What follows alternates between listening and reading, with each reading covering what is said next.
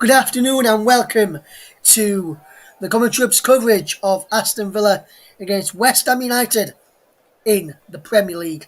Today I'm your alternative host Russell, and alongside me is commentator for this game today, Chris Coughlin. We'll get across to him in a second. But earlier today, in some of the matches which have been played up and down the country tonight, in the Premier League, Norwich City 1, Leeds United 2, Leeds United getting their second win over the campaign thanks to second half goals from Rafinha and Rodrigo either side of it. Andrew Omabamidele header from a Norwich City corner.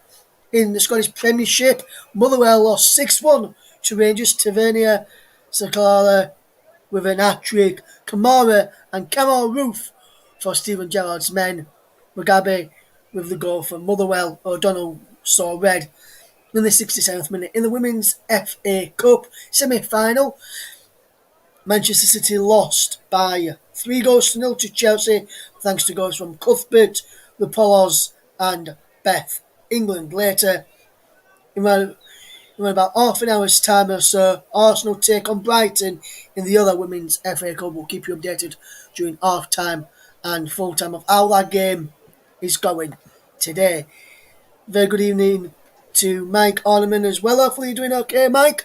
Thank you very much for tuning in. And let's say very good afternoon, evening, or morning, depending where you're listening to it from, to your man.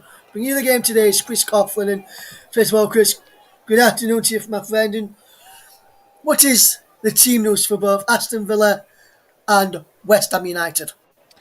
Well, good afternoon, Russ. For Aston Villa, there's 4 changes from the defeat to Arsenal. Courtney Howes, Marvelous Nakamba, Jacob Ramsey and Leon Bailey all come in. They replace Axel Twanzebe, Tyrone Mings, the Aston Villa captain, Douglas Luiz and Danny Ings, who all drop out. Danny Ings isn't even in the squad today. So the Aston Villa team in full is Emi Martinez in goal. Back 4 of Matty Cash, Courtney Howes, Edry Concert and Matt Targett.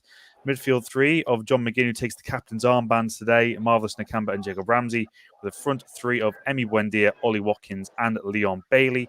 The subs for Aston Villa, Jed Steer, Tyrone Mings, Axel Twanzebe, Ashley Young, Carney Chukwemeka, Aaron Ramsey, Anwar El Ghazi, Cameron Archer and Keenan Davis. Meanwhile, for West Ham, it's an unchanged lineup from David Moyes from the win over Tottenham last week. So it remains Lucas Fabianski in goal. Ben Johnson remains at right back, even though Vladimir Sofal is on the bench for the Hammers after injury. Then it's Kurt Zuma, Angelo Ogbonna, Aaron Cresswell to complete the back 4.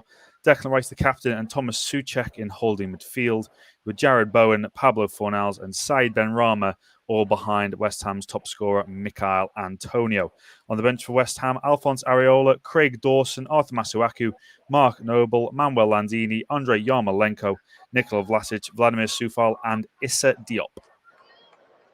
Yes, so there is your 2 lineups. Chris will run you through them again just as the players emerge very, very shortly. We'll be keeping you up to date I'll keep you up to date at half time and full time of this game of the match in the Carabao, in the women's FA Cup game. Do you want to come down and see him or not? In a moment, we'll bring you the updates of the women's FA Cup clash during half time and full time. Today, we'll keep you up to date across. Now, I want to see who gets to face Man City.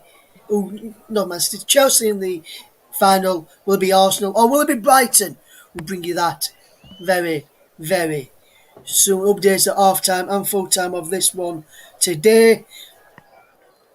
So, some good matches late coming up this afternoon. A good match coming up this afternoon. And a question here to you, Chris. And when you look at both sides, obviously West Ham in really good form at this moment in time, whereas Aston Villa a mixed bag in the last 5 matches, 2 wins and 3 defeats, 3 straight defeats for Aston Villa. Looking at the other West Ham, 2 defeats and 3 wins, but it's been a loss, win, loss, and then 2 wins on the bounce for the Hammers, so they're going into it in better form than Aston Villa. And I'm just looking at the table here from Premier League in 2021, and West Ham are 4th, played 31 matches, 18 wins, 5 draws, 8 defeats, 59 points at this moment in time, 2 points behind Manchester United. But Chris, when you look at the form of both West Ham and Aston Villa, you would have to say that West Ham are slight favourites in this one, mate. Absolutely. I think West Ham are relatively riding the crest of a wave, to be honest with you, at the moment, Russ. I think they're a side in form, players all over the pitch performing very, very well. We heard David Moyes in the last week or so, just before the Tottenham game, defined Declan Rice as what would have been a £100 million bargain, which is no longer the case. Rather, he said it himself. He said that chance has gone for any clubs interested in Declan Rice, and there surely will be many. He is a fine, fine midfielder, still only 22 years of age. And for West Ham, just all over the pitch. I think in Europe as well, they haven't conceded a goal yet. It just shows in a squad that doesn't have the greatest depth. I think it's fair to say David Moyes is doing a fantastic job of keeping a lot of players happy, keeping the rotation such that he has fresh bodies. And for Aston Villa, it has to be said that they spent a lot of money in the last few years after being promoted, and it's been a very poor return from them so far. Jack Grealish, of course, going to Manchester City, then getting £100 million from that. The likes of Emi Buendia have come in. He hasn't really hit the ground running. Leon Bailey's been disrupted with injuries so far. And Danny Ings as well. How does it work? Having him in a 2 with Ollie Watkins, has it worked for them? Ollie Watkins only got 1 goal this season. He was fantastic last year. So Aston Villa, they're still almost figuring out what to do at the moment. And it will be interesting to see how this one pans out, because West Ham, on so many occasions before, have been favourites going into games, and it's how they see it through, because they will be targeting European football at the very least this season. Yes, West Ham will be looking at European football once again. They've got it this season playing in the Europa League. They'll be looking to try and maybe get that again, or maybe push on and try and get Champions League football this time around. Just a little bit of break away from this game for a moment, Chris, and I'm sure yourself, Mike, who's in the chat, and everyone who listens to the commentary hub would like to pass on their thoughts to Kieran Dyer, who needs a liver transplant. It was confirmed today by Ipswich Town. And we will also, I think everyone else, and you included, Chris, will send our best wishes to Sergio Aguero, who was taken to hospital with a chest injury yesterday. It was chest pain he had yesterday, did Sergio Aguero, during the match, which they drew 1-1 yesterday, Barcelona, in the first match since Ronald Koeman's second. So everyone would like to pass on our best wishes to Sergio Aguero and also Kieran Dyer after the news broke in the last couple of days, yesterday and today. So sad to hear that. Obviously, the teams are just about to get ready to emerge from the tunnel at Villa Park. But before I do that, Paul has just messaged in here, best wishes to Kieran and Sergio, and he says he hopes both recover very soon. And Paul is listening all the way from Canada, so good morning to you, Paul, for your morning treat of Premier League football here on Halloween. Leeds gave their fans a treat. Which one of these teams will give their fans a treat? Will it be Aston Villa or will it be West Ham United? To find out who's going to give each other a treat in this game, let's send across now to your match commentator. It's Chris Coughlin. Thank you very much, Russ. West Ham, the first of the 2 teams to emerge at Villa Park.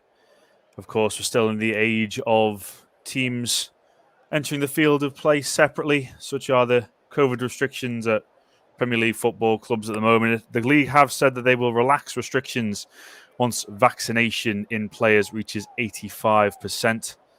And Aston Villa emerging now, taking the adulation of the Villa Park crowd. It's been a far from ideal start to the season for Aston Villa, a club with lofty ambitions, of course. European Cup winners way back in 1982. The class of 2021 looking to make their own mark in the Premier League this season. West Ham, a very settled group, it has to be said, of course, unchanged from the win against Tottenham, and they've done very well managing their European expectations alongside their league form as well. And we'll just take you through the teams again for Dean Smith's Aston Villa. It is Emi Martinez in goal. He had looked in doubt this week after he flew back to Argentina to see his father, but he is of course available for the match today. It's a back four for Aston Villa with Tyrone Mings, the captain, and Axel Tuanzebe dropping out. Courtney Howes comes into the back line. In midfield, Marvellous Nakamba and Jacob Ramsey come in. Jacob Ramsey, of course, scored a brilliant goal in the defeat to Arsenal. John McGinn takes the captain's armband. And up front, Leon Bailey comes in for his first Premier League start alongside Ollie Watkins and Emiliano Buendia.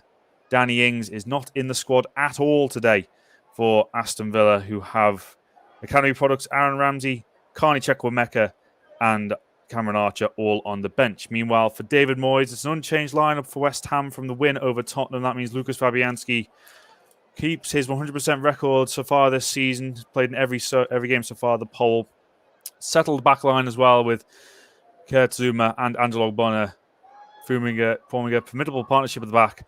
Declan Rice, the new captain for West Ham, and Mark Noble mostly on the bench these days. Thomas Souček alongside him. And then Jared Bowen, Said Benrahma, and Pablo Fornals all behind West Ham's top scorer. That is Michail Antonio. Vladimir Sufal has returned to the bench for the Hammers, which is a welcome sight. The Czech Republic international has been in fine form since joining from Sparta Prague last season.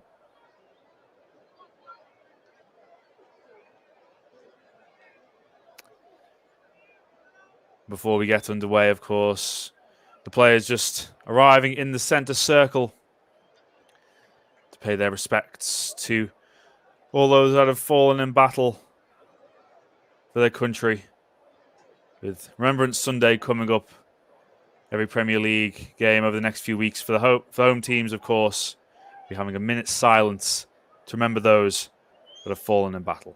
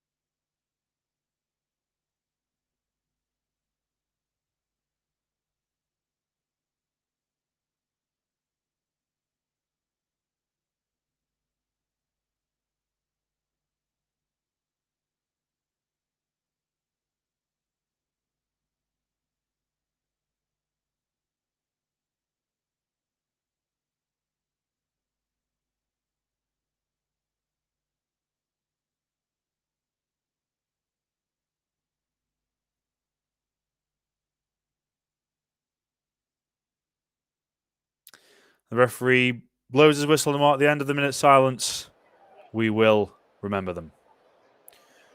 Just a reminder, we are 40 seconds or so behind on the commentary hub, so if you want to line up your television viewing to be in line with the commentary, feel free to do so. As all the players take the knee in the ongoing battle against racism in all walks of life, discrimination simply will not win. And we're underway here at Villa Park. Villa shooting from left to right in the first half. Wearing claret and blue with white shorts. West Ham in their change strip of dark blue / black. Shooting from right to left. It's an early throw in for West Ham down in their left-hand side. Aaron Cresswell to take. He's been in fine form once again, the left back. Set up the winning goal for Michail Antonio against Tottenham last weekend from a corner. And here's Leon Bailey. First Premier League start for the Jamaican international. exciting winger signed from Bayer Leverkusen. Has struggled with injuries so far, but his most significant contribution was off the bench for Aston Villa, of course, in the 3-0 win against Everton. Got a goal and an assist in that 21-minute cameo. Antonio coming deep to pick up his first touch of the game. Back to Cresswell and all the way back to Lukas Fabianski, the recently retired Polish international, giving him more of an opportunity to focus on playing time with the Hammers. 36 now, Lukas Fabianski's been a fantastic servant, but West Ham up the other end now with Jared Bowen cutting in from the right-hand side over to Said Benrahma. On his right foot, Benrahma will go for goal, but it's sailed wide of the far post with the first opportunity of the game for West Ham. Said Benrahma, who's started every league game so far for the Hammers this season.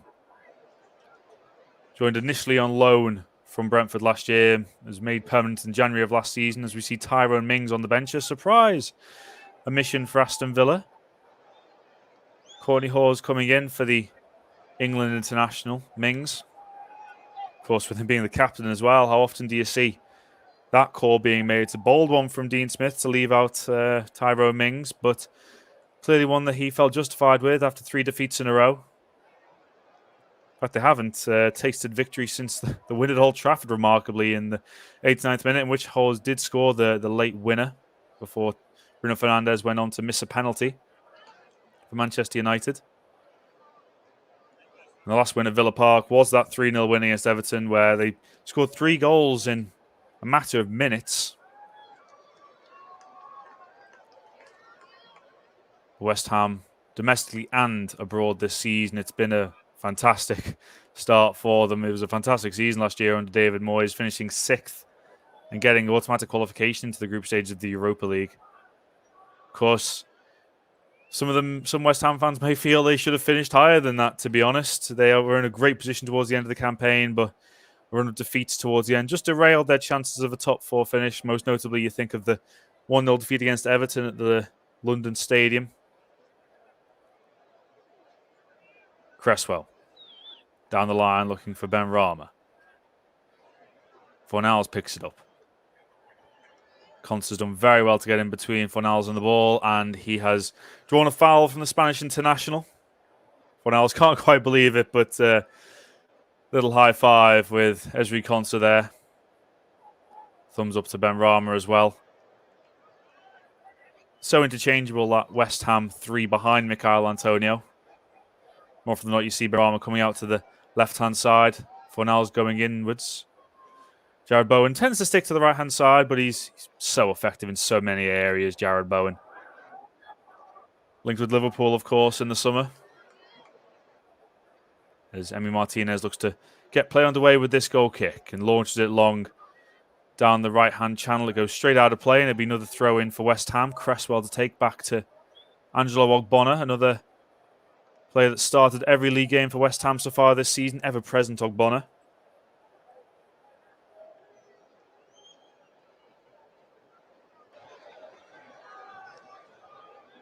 Kurt Zouma. Back to Ogbonna, quickly into Souček in midfield and turns and looks for options here. Thomas Souček takes it along to the left-hand side and gives it off to Aaron Cresswell. Cresswell back to Declan Rice. Rice assessing his options, gives it to Kurt Zouma. Out to Ben Johnson. Started the last 4 games, the young right-back. Done very well in Soufal's absence. Declan Rice again. Back to Zouma. Ogbonna. Takes a few touches, decides what to do with it, gives it back to Zouma again. Steady start so far from West Ham, and Zouma looking forward to Michail Antonio, who managed to wrestle the ball away from Courtney Hawes, but fell over as it fell through to Emi Martinez. He gets play back underway, giving it to Courtney Hawes on the left-hand side. Forward looking for Leon Bailey, who did get there ahead of Johnson, but just ran away from him, and Ogbonna sweeps up, giving it back to Fabianski. Reloads the play back to Angelo Ogbonna. The Italian international and his French teammate Kurt Zouma seeing plenty of the ball in these early stages, passing in between themselves. Ogbonna now to Aaron Cresswell. Fornals got himself out of a hole there. Gives it to Antonio. This is where West Ham can be dangerous. Antonio, great tracking back by Marvellous Nakamba, and Matty Cash will tidy up, give it back to Emi Martinez. And he looks long for Buendia, but he can't get there ahead of Cresswell. Rice now back to Aaron Cresswell. West Ham starting to take a little bit of authority in these early stages. Declan Rice. I remember a couple of weeks ago when they played against Everton at Goodison Park, and it was an incredibly dominant start from West Ham that day. 80-odd% possession in the early stages. Cash's header just goes out of play, and Benrahma takes the throw in quickly to Cresswell. Now Declan Rice. Cross to Kurt Zouma. Zouma back to Ogbonna. Rice picking it up by the halfway line. Skips past Emi Buendia. Still going Declan Rice. The space is opened up for Ben Johnson, and he finds the right back. Takes a touch, looks to take on Matt Targett. Ben Johnson cuts inside and goes for goal! What a goal from Ben Johnson!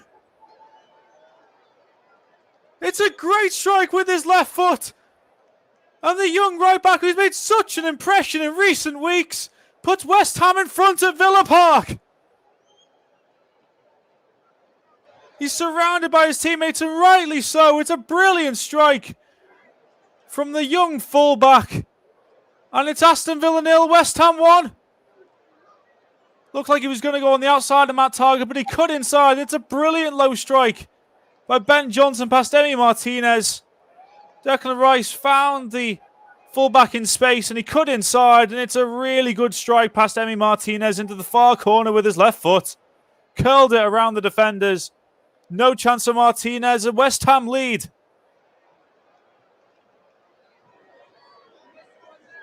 He really has made a very good impression. It's his second goal for West Ham in the Premier League. His first came against Brighton in a 2-2 draw last season. What a brilliant moment for Ben Johnson. And West Ham, I said they were establishing some authority in the early stages of the game, and they've deservedly taken the lead here. 7 minutes gone. It's Aston Villa 0, West Ham 1.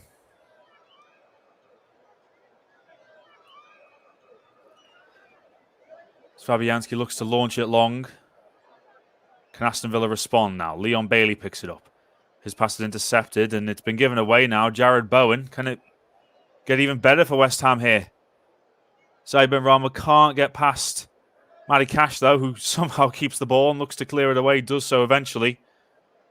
But West Ham has started this game really well. Cresswell hooking it forward, but Antonio is offside, and it will go through to Emi Martinez. More for Dean Smith to ponder for Aston Villa. This would be a fourth defeat in a row in the Premier League if it stays this way.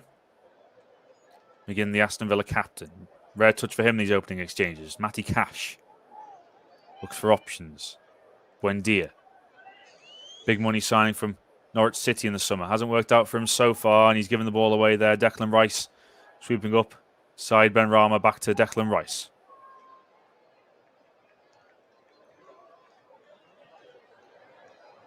Rice was looking for Johnson, but it's been cut out by Targett, who launches the ball in behind now, looking for Leon Bailey. Kurt Zouma comes across and tries to shepherd it out, but Bailey's kept it in play and looks for John McGinn. First time pass around the corner, but it was very ambitious from John McGinn. It's scooped out of play before Watkins could even think about getting to it, really. 10 minutes played at Villa Park. Aston Villa 0, West Ham 1. The early goal for the exciting young fullback, Ben Johnson. Given the ball by Declan Rice on the right-hand side, cut inside onto his left foot and fizzed it into the far corner. No chance for Emi Martinez. David Moyes more than happy with his side start on his 999th game as a manager. Of course, spent the best part of a decade at Everton before spells that didn't go to plan really at Manchester United, Real Sociedad and Sunderland, but he looks like he's found a home here at West Ham.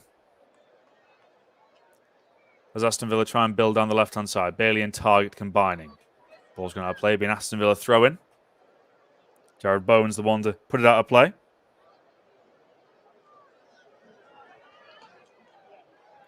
Matt Targett looking for options. Bailey.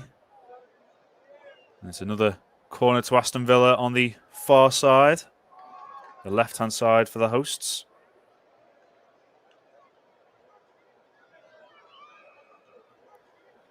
Bailey looking for a long throw here, perhaps. He's drying the ball underneath his shirt as Ezri Konsa's gone forward to the Courtney House as well.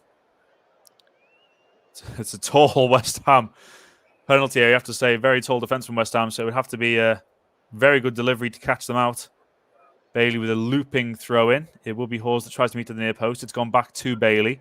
Touch, and the cross is blocked by Bowen, and it's Aston Villa's first corner of the afternoon. Biemi Buendia, the Argentine, who goes across to take it.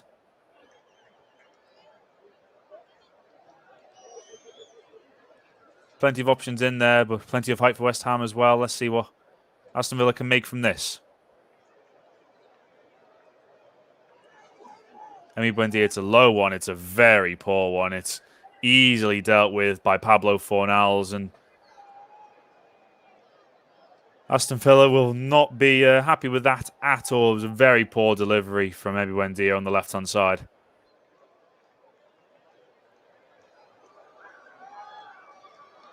Clearly trying to take the low route with West Ham having such height, but Zuma's caught out there, but the ball can't come through to Leon Bailey, although it is a free kick to Aston Villa. Jacob Ramsey was caught there by Kurt Zouma. Ollie Watkins got in there first. In fact, well, Jacob Ramsey is down after a challenge from Thomas Soucek, even though it was Ollie Watkins that was fouled by Jared Bowen.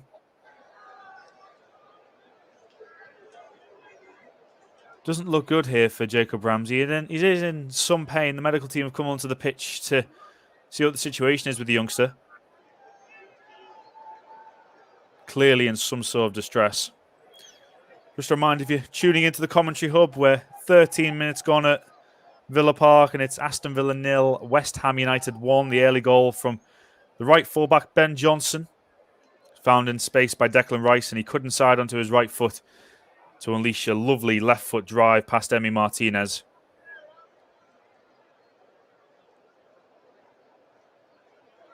Just seeing the Villa substitutes. Aaron Ramsey, of course, on the bench.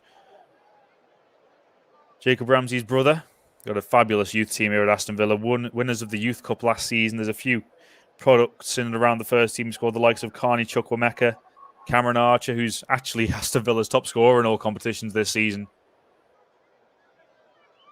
It's a nasty twist of the ankle for Jacob Ramsey, and it would be sad if he had to leave the pitch after deservedly getting a start today following his wonderful consolation at Arsenal last week.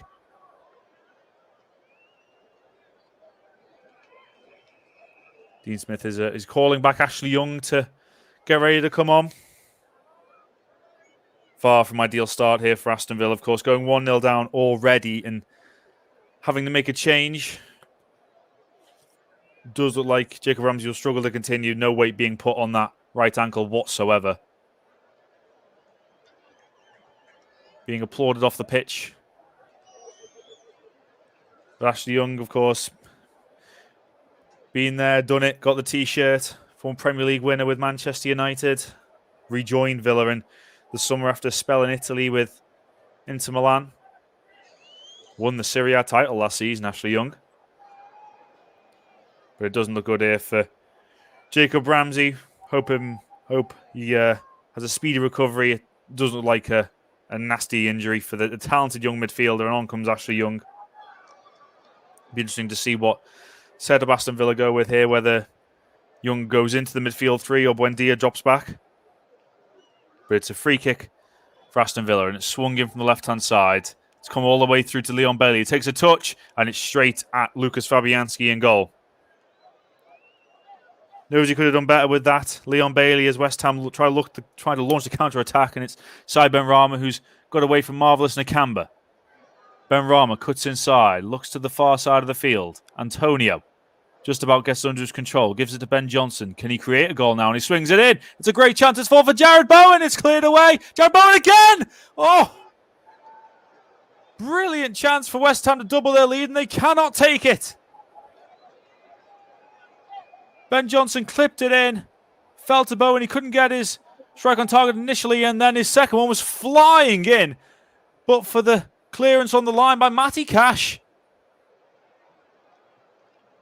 Just looking at Aston Villa's chance at the other end. Came all the way through to Leon Bailey. Took a touch, and it was a bit of a tame effort, really. Side foot into Fabianski's gloves. But Fornals sends it in, it's headed away by Hawes. But West Ham will feel they should be doubling their lead there with Jared Bowen, who picks it up now on the right-hand side. Up against Ashley Young, cutting in, getting his cross towards the far post. And it's into the hands of Emi Martinez after the header from Thomas Soucek.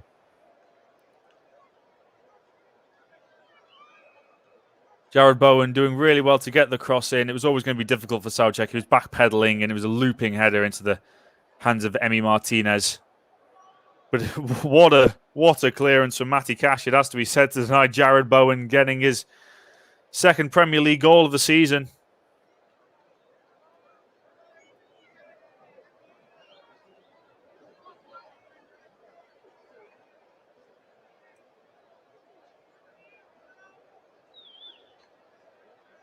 Ashley Young now. Looks like he has slotted into that midfield three for now. Buendia.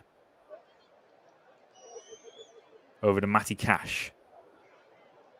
He's gone the way through to John McGinn. He's picked it up, the Villa captain today. Back to Matty Cash. Into the box now, the wing back. Chips it towards the far post. It's beyond Watkins, and Bowen can calmly take the ball into control. In fact, he's going to let it run out of play.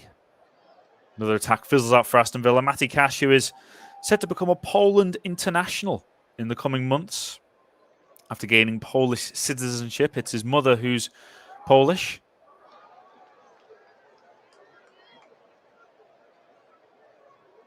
Be an exciting addition to the Poland squad as they look to try and make the Qatar World Cup in England's group, of course. Antonio picks the ball up on the right-hand side for West Ham. Ashley Young gets in there. Be a throw in to West Ham. After a challenge from Jared Bowen, it came off Ashley Young.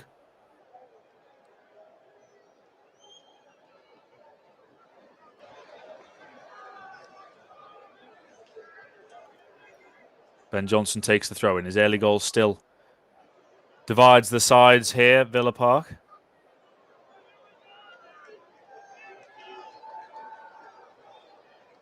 Fornals round the corner. Be a Villa throw-in coming off Mikel Antonio. Be a good battle between him and Courtney Howes today.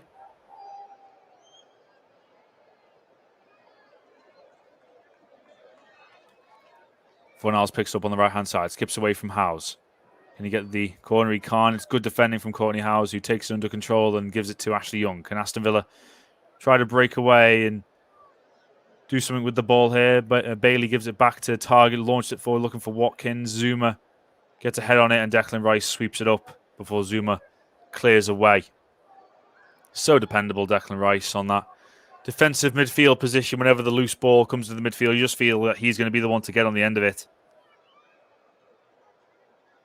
No wonder David Moyes called him a £100 million bargain, but he did reiterate that chance to sign Declan Rice, £400 million, has now gone, with West Ham valuing him much higher than that. And you have to say, rightly so, he's a brilliant midfielder, Declan Rice.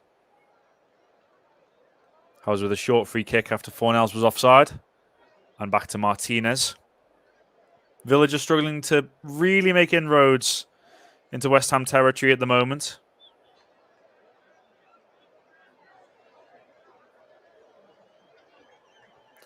In fact, West Ham have nicked it off Aston Villa here. Antonio down the right-hand side. Can he get the cross in? No, because Howes blocks it. In fact, Antonio keeps it in play. Still with Antonio. Getting past Howes and drilling his cross over the bar, and it'll be a goal kick to Aston Villa. Antonio visibly frustrated with himself.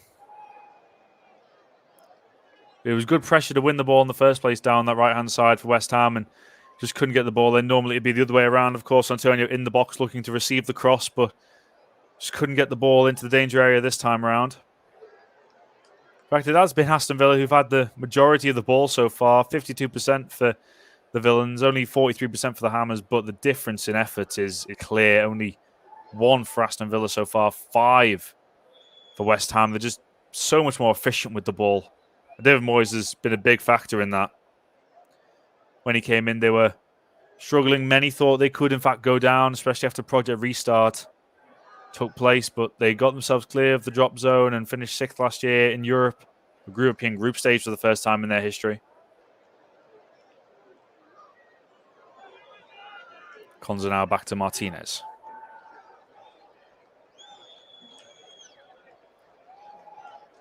Howes. Looking long for Bailey. Cleared away by Johnson. Howes again gives it to Target as Aston Villa look to clean up here. Ezri Konsa. Not too much happening ahead of him. He goes sideways to Howes. Howes down the line again. Headed away by Ben Johnson. Marvellous Nakamba now. Souček gets in there, but it'll fall to Ashley Young. Back to John McGinn. Looks to drive forward. Can't get past Fornals. Nakamba. Matt Target. Leon Bailey. Trying to front up Ben Johnson, but Jared Bowen doubles up on him. And there'd be a Villa throw-in just outside the parameter of the West Ham penalty area. Ashley Young leaving it to Leon Bailey. It would be another launch into the box from the Jamaican international.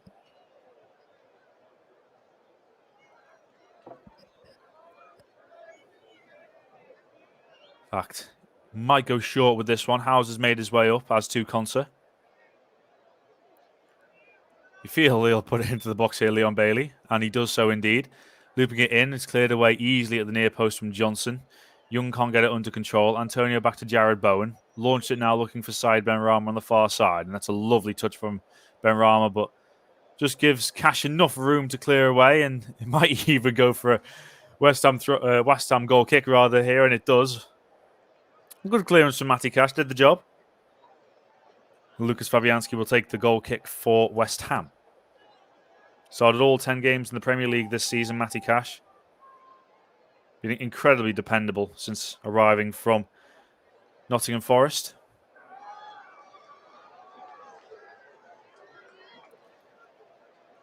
I have to say it isn't looking good for Aston Villa at the moment. The three defeats in a row. That it's the worst streak of any side in the top flight currently. Fourth successive defeat would equal their longest run of losses since returning to the Premier League back in 2019. Cresswell on the left-hand side. Forward to Fornals, round the corner looking for Benrahma. Cleared away by Cash. Cresswell clears up. Cresswell again looks down the line to Benrahma. Nice touch from the Algerian. Cuts inside. Looking for Antonio perhaps. And he feeds it towards Antonio, but Howes gets in there and clears it to Konsa, who just about survives the challenge of Benrahma. And now Ashley Young back to Target. Back to Hawes under attentions from Antonio. Gives it to Leon Bailey. Nice pass down the left, but Ben Johnson's been fantastic so far and gives it to Antonio. Great strength against Howes, but it's a good battle there, and Howes wins the ball off Antonio. Marvellous Nakamba. Gets it back from Buendia. Nakamba again. Cash. Frustrated with the options and goes back to Konsa. Young back to Konsa again. Ashley Young releases it quickly to Matt Target. Aston Villa just looking to move the ball a bit quicker now. Leon Bailey, but the pass, has it gone out of play? It has. It was a poor pass into the winger from Matt Target, and it's an easy throw in for West Ham. Just seeing the expressions of the Villa faithful who are clearly frustrated with what they're seeing at the moment from their side. Target. Nice touch from Buendia. Back to Ashley Young. Bailey. Cutting inside. Johnson. Bailey still. Looking to get the cross in. Bailey onto his right foot. Looks for Cash. Cleared away by Cresswell. It's a race between Cash and Benrahma, and Cash wins that race and gives it back to Konsa all the way back to Martinez. Looks to recycle with Nakamba. Cash. Konsa now. Out to Courtney Howes. Howes into Ashley Young. Aston Villa driving forward. This could be an opportunity. Matt Target on the left-hand side. Gets the cross in towards Watkins. It's cleared away by Souček. And it's a free kick to West Ham. Jared Bowen fouled on the far side by Ashley Young. And Aston Villa's probably their best chance of the game so far has fizzled out. If you're just joining us on the commentary hub, 26 minutes gone here. It's Aston Villa 0, West Ham United 1. Second Premier League goal for Ben Johnson, his first of the season. Found in space by Declan Rice. Cutting inside on his left foot, and it's a brilliant finish from the right-hand side of the penalty area into the far corner past Emiliano Martinez, and it could well have been 2-0 for West Ham. Shortly afterwards, Jared Bowen at the second opportunity, his shot was blocked on the line by Matty Cash, and that would have flown in had it not been for the right-back's intervention. Target launched it downfield. Zuma at the second opportunity gets the ball clear. It'd be an Aston Villa throw coming off Souček. Young clearly isn't happy with the way that he was challenged there in the middle of that pinball.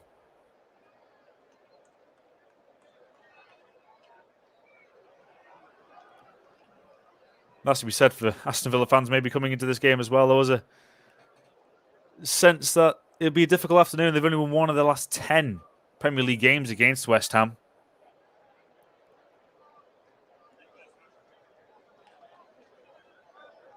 Antonio can't get the cross in. Dealt with Nakamba. Target. In fact, it's a poor clearance. Antonio gives it to Jared Bowen. Gets onto his left foot. Can't get the shot away. Declan Rice out to Aaron Cresswell. Left-hand side. Gives it around the corner to Saeed Benrahma. Back to Declan Rice. Cresswell again. Keeping the ball really well here, West Ham. Declan Rice. Benrahma. Can he get away from Nakamba? He can. And it's a free kick. The Zimbabwe international just caught Benrahma there. Nakamba making his case, but the referee has already given the free kick.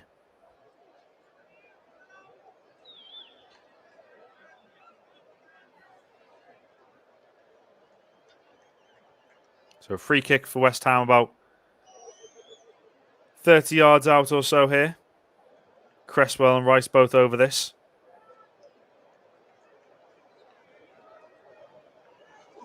Kazuma at the far post. In fact, it's been tossed in towards Antonio, who gets the header, but it's easily dealt with by Emi Martinez. Nice idea from West Ham. Cresswell putting it in there, but it was taken well by Martinez under no real pressure, to be honest.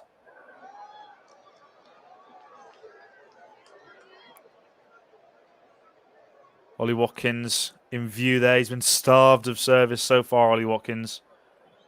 Had a brilliant season last year. Forced his way into Gareth Southgate's thinking for the England squad, even if he didn't make the final cut.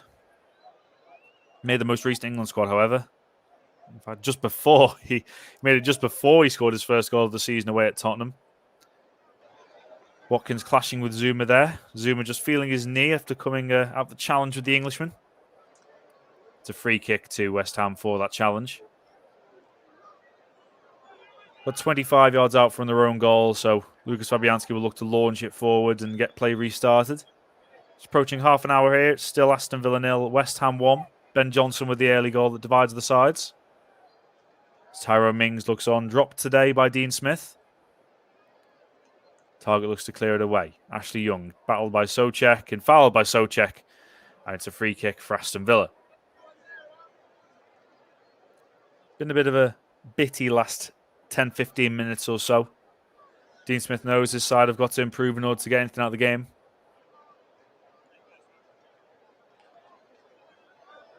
And it'll be Martinez that goes out to the far left-hand side to take this pretty much identical situation from where Fabianski just took the free kick down the other end.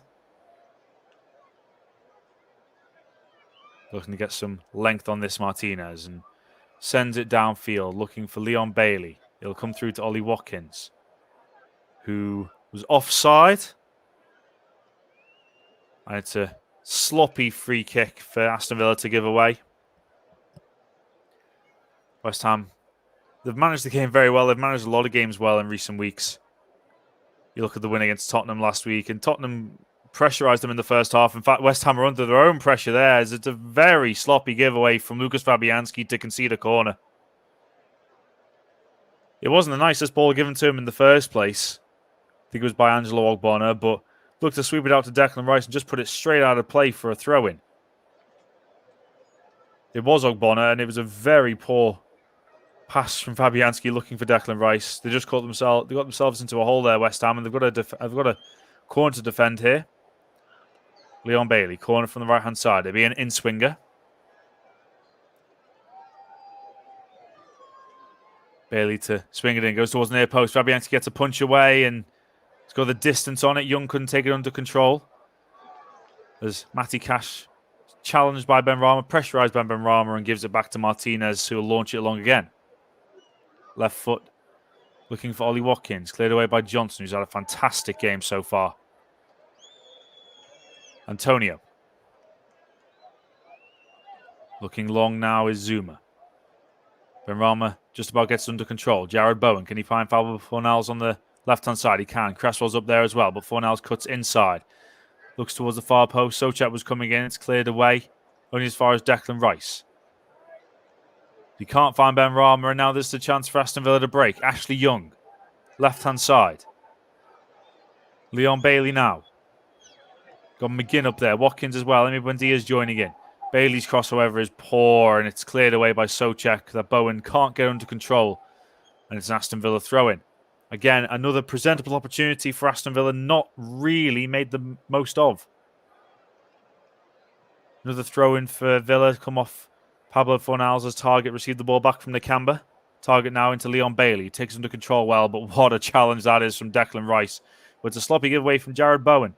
Matty Cash will go for goal, and it's sailed over the crossbar. Lucas Fabianski not tested by the long-range effort from Matty Cash.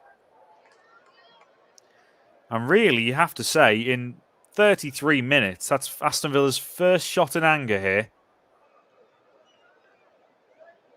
Which shows you how starved the likes of Bailey and Buendia and Watkins have been.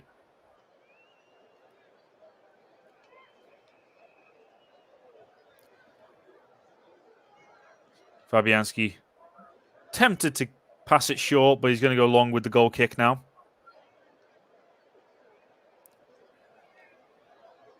That's towards Socek on the right-hand side. Good challenge as well from Howes. Cleared away, looking for Antonio. Konsa is underneath it. Here's Jared Bowen looking for Pablo Fornals. It won't reach Benrahma on the far side because it's a good head away from Cash. Buendia, McGinn, looking for Bailey. It's a fascinating battle between him and Johnson. Johnson again wins the battle so far. Bailey, high foot, was it? Yes. High foot from Leon Bailey against Jared Bowen. Dean Smith growing more frustrated by the minute, it has to be said. I think that was a John McGinn for going long. The most promising thing for Aston Villa has to be, with just over 10 minutes to go until the break, they have scored 11 of their 13 Premier League goals so far in the second half. So you feel that it can only get better from here, really, for Aston Villa, because it's been poor viewing for their supporters so far. Ashley Young out to John McGinn. McGinn now around the corner, looking for Matty Cash. He's found Emiliano Buendia, who's got past Pablo Fornals. Buendia back, surely it is! It's the equaliser from Ollie Watkins! Aston Villa's first real foray forward into the West Ham penalty area, and they've found their equaliser through the England international Watkins. 34 minutes gone at Villa Park. Ollie Watkins from 12 yards out after Emiliano Buendia's cut back. And Aston Villa have been outplayed for much of this first half, but they've found their equaliser. It's Aston Villa 1, West Ham United 1. Great work from Buendia to get past Fornals. Watkins' shot, it's quite central, it has to be said. Fabianski will be frustrated with his part in the goal. But Buendia's cut back, it was a low strike from Watkins, low and early, which was important. And Fabianski couldn't keep it out. And can Aston Villa now look to charge forward again? Bailey. Watkins, the goal scorer.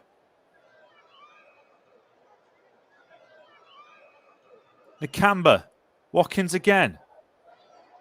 Just outside the penalty area, Watkins. The ball will come back to Nakamba. But that was much better from Aston Villa. And as I said, their first real foray into the penalty area of West Ham. And it brought the equaliser. But here's Benrahma going the other way. Antonio now. Left-hand side. Up against Ezri Konsa. Still with Michail Antonio on his left foot. And it's deflected over the bar. Konsa stuck with him all the way. It was really good defending from the Villa centre-back. Antonio has been in such fine form this season. Cutting back onto his left foot. Getting the shot away. And it just about drifted over the top of the crossbar.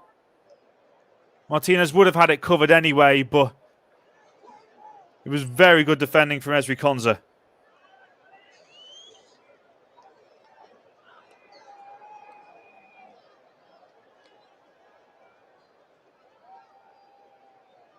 Cresswell and Fornals over this corner kick now. It's on the West Ham's left-hand side, so it'll be an outswinger.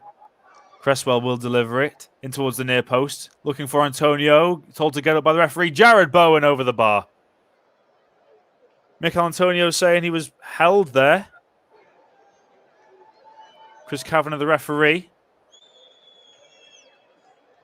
just told to pause with the play. It does look as well as Antonio, it did look like that Ashley Young did have a handful of Kurt Zouma's shirt there. And you have to say, if this goes to VAR, West Ham have a very strong case for a penalty. But it looks like the appeal has been waved away. That is astonishing. That is astonishing, really.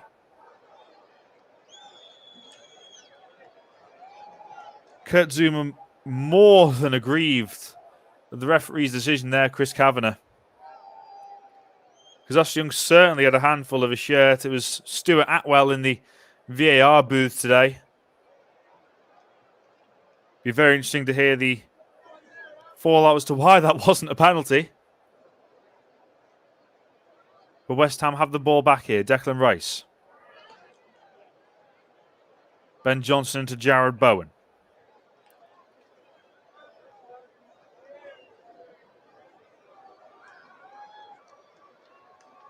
Zouma. Rice now to Souček. Looking to this near side, and he's found a great ball out to side Benrahma. He's got Cresswell outside, and Benrahma wants to cut inside. Still with Benrahma. Might want to try and get a shot away, but his path was blocked. He'll fall to Declan Rice, who takes the shot. It's a goal for Declan Rice!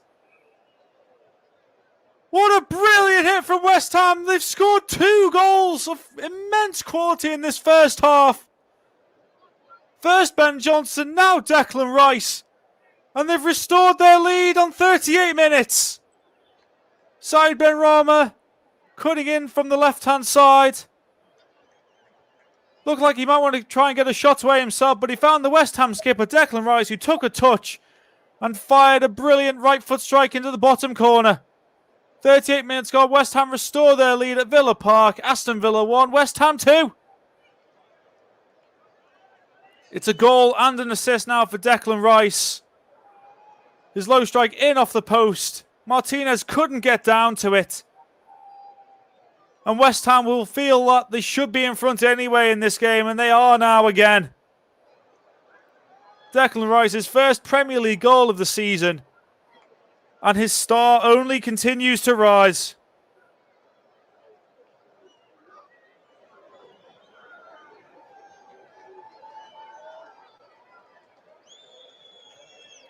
He really is a magnificent midfielder, Declan Rice. Got so much to his game, and yet again, you saw there, brilliant low strike. And West Ham do deserve this. They do deserve the lead. Aston Villa will level just for a matter of minutes. Said Benrahma with the assist for the West Ham skipper.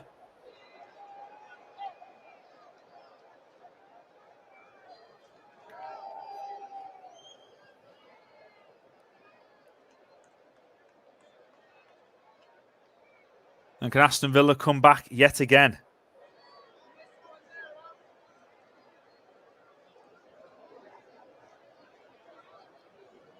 Souček heading it to Bowen. Can he get away from the Villa defenders? Up against Howes. On the left-hand side. Looks to get past Howes. That's a very good defending from Courtney Howes. Clearing it downfield, looking for Leon Bailey. You saw plenty of the ball early on here, but it's just been such good defending down the right-hand side from Kurt Zouma and Ben Johnson against Leon Bailey.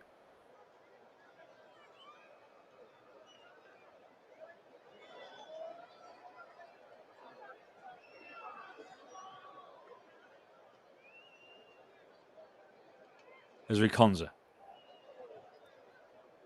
Buendia now, Matty Cash. Villa look to equalise again, but that's good defending from Benrahma. Cash keeps hold of it. Nakamba. Matt Targett. Leon Bailey. Taking on Johnson again. Such good defending from the young fullback. Back to Matt Targett. Swings it in.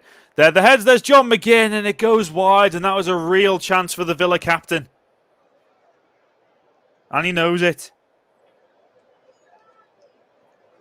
Lovely ball into the box by Matt Targett. John McGinn, who's scored some very good goals down the years for Aston Villa, and it was a presentable opportunity once again. Matty Cash coming in behind him might have even had the better of the two chances, but there was no way that McGinn was going to leave that. Been in fine form for Scotland over the last few years, John McGinn, and you will feel he should have at least hit the target there.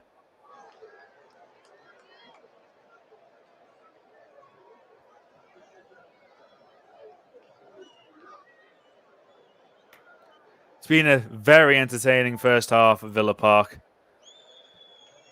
If you're just joining us, it was 1-0 to West Ham after 7 minutes. Ben Johnson with his second Premier League goal. Then Ollie Watkins with the equaliser after 34 minutes after great work from Emi Buendia. And then Declan Rice, who assisted Ben Johnson's goal, received the ball from Said Benrahma 25 yards out before unleashing a lovely drive into the bottom corner in off the post. No chance for Martinez with any of the West Ham goals.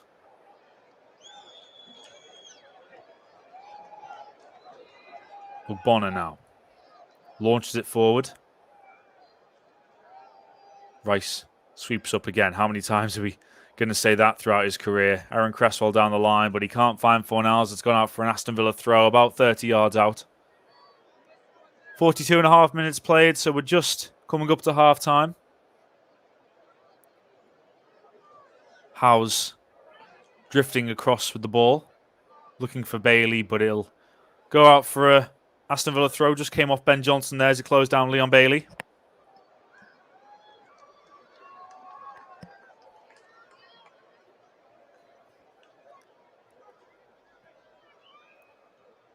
Nakamba. Target. Looking down the line for Ollie Watkins. Still with Watkins. And he's earned a corner for Aston Villa. As we tick into the 44th minute here at Villa Park. Again, Konza and Hawes make their way forward. It's just so difficult to win a header against this West Ham team. Such immense height, and they've been fantastic at set pieces since David Moyes has come into the club. And Matt Targett will try and deliver a ball to change that for Aston Villa. As he drifts it towards the far post. Konza does win the header, but it goes out of play harmlessly, and it'll be a goal kick to West Ham. Konza acknowledging the ball from Targett. It was a bit of a sliced delivery. Not much pace on it. Konza was going to have to generate the pace himself, but he was never likely to after climbing above Aaron Cresswell at the far post.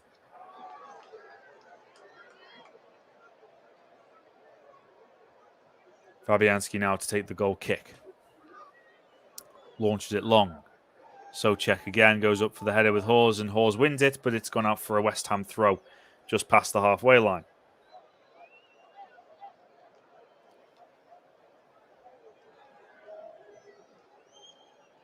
Johnson now down to Michail Antonio. It's gone out of play, but it's another throw in for West Ham. Villa players can't quite believe that decision. But Johnson again, he's got options. Looks long for Jared Bowen, headed away by Hawes. Further clear by Nakamba. Declan Rice wins another header. Looks for Benrahma, but Cash gets there before the Algerian. And can Aston Villa now break? John McGinn looking forward again for Leon Bailey. Can he get there? He's up against Ben Johnson. We go into 2 minutes of injury time at the first half here at Villa Park. Ashley Young. And he can get it again, Ashley Young. There's a cross towards Cash. And Watkins was coming in and he couldn't make contact. Target. Nakamba. McGinn. Buendia. Can he get a shot where he can't? It'll fall to John McGinn again. On his right foot, John McGinn drags the shot wide. And there were two players to his right-hand side there, John McGinnivan. He'd got his head up, but he was intent on getting the shot away. Buendia and Young with lovely combination play, and it took a flick off Declan Rice. Otherwise, I think Matty Cash would have been onto it. He has been simply immense in this first half, Declan Rice, at both areas of the pitch. Fabianski takes another goal kick and sends it long towards the right-hand side again. It's a tactic, clearly, from West Ham to aim for Souček on that right-hand side. Rice again. Mikel Antonio takes it up. Fornals. Benrahma on the left-hand side. He's got Cresswell on the outside. Benrahma went for goal and it was blocked by Konza. Rice now looking for Cresswell again, but he was offside. Benrahma will look to try and get on the end of it, but Cash gets it down line to Buendia. Looking for Ollie Watkins, but it's harmlessly out of play as we drift towards half-time. 30 seconds to go in the first half. It's been a very entertaining 45 minutes. It's similar to the second half we saw earlier between Norwich and Leeds at Carrow Road, which was a really breathtaking encounter in the second 45 minutes. Cresswell just looks to launch the ball downfield. Get the ball as far away from that West Ham penalty area as he can do in the final seconds of the first half. And there is the final whistle for the first half here at Villa Park. Ben Johnson opened the scoring with his second Premier League goal, a lovely low strike after being found in space by Declan Rice. And West Ham threatened to run riot early on. Jared Bowen had a shot blocked, and then his second effort was cleared off the line by Matty Cash, and it was Cash just after the half-hour mark who had Aston Villa's first real attempt of the game, shot going over from about 20 yards out. But Villa then equalised shortly afterwards. Ollie Watkins with his second Premier League goal of the season after great work from Emi Buendia down the right-hand side. He cut the ball back, and England international Watkins swept the ball home. Lucas Fabianski will feel that he should have done better, but nevertheless, Ollie Watkins drew Aston Villa level. Kurt Zouma then had a penalty claim turned down after his shirt was held by Ashley Young, but no, said Stuart Atwell in the VAR booth. But it didn't matter because just a minute later for West Ham side, Benrahma found Declan Rice in space, 25 yards out, and the Englishman sent a low drive in off the post. No chance for Emiliano Martinez. And then John McGinn had a chance to equalise for Aston Villa after that, but his header from Matt Targett's cross just went wide. We were set up for an entertaining second 45 minutes in Birmingham at Villa Park. At half-time, it's Aston Villa 1, West Ham 2. Yes, thank you very much there, Chris, and we'll be back with Chris in plenty of time for the second half as Aston Villa take on West Ham United and currently trail by 2 goals to 1. Which was the score at Carrow Road as Leeds United won 2-1 against Norwich City. In the other Women's FA Cup match is currently Arsenal 0, Brighton 0. In La Liga, early results in La Liga, the next of 4 games today kick off at 5:30 is finished Cadiz 1, Real Mallorca 1, and Atletico Madrid all won by 3-0 against Real Betis. In the German Bundesliga, FC Augsburg currently beat Stuttgart 4-1, while Borussia Mönchengladbach currently lead 2-0 against VfL Bochum at the break. In Italian Serie A, Inter Milan 2, Udinese 0, Fiorentina 3, Spezia 0. These are full-time scores. Genoa 0, Venezia 0, Sassuolo 1, Empoli 2. Salernitana versus Napoli been playing 12 minutes so far. That currently stands at 0-0. And later tonight, Roma take on AC Milan. In French League 1, we finished Angers 1, Nice 2, Bordeaux 3, Reims 1. Bordeaux 3, Reims 2, should I say. Montpellier 2, Nantes 0, Strasbourg 4, Lorient 0, Troyes 2, Rennes 2, and current score after 59 minutes, Brest currently lead 1-0 against Monaco. Clermont take on Marseille at 7:45. In the Austrian Bundesliga, Sturm Graz lost 3-0 to RZ Pelex WAC. WS Troll and Austria Vienna were 1-1 draw, while Rapid Vienna currently drawing 1-1 with Lask.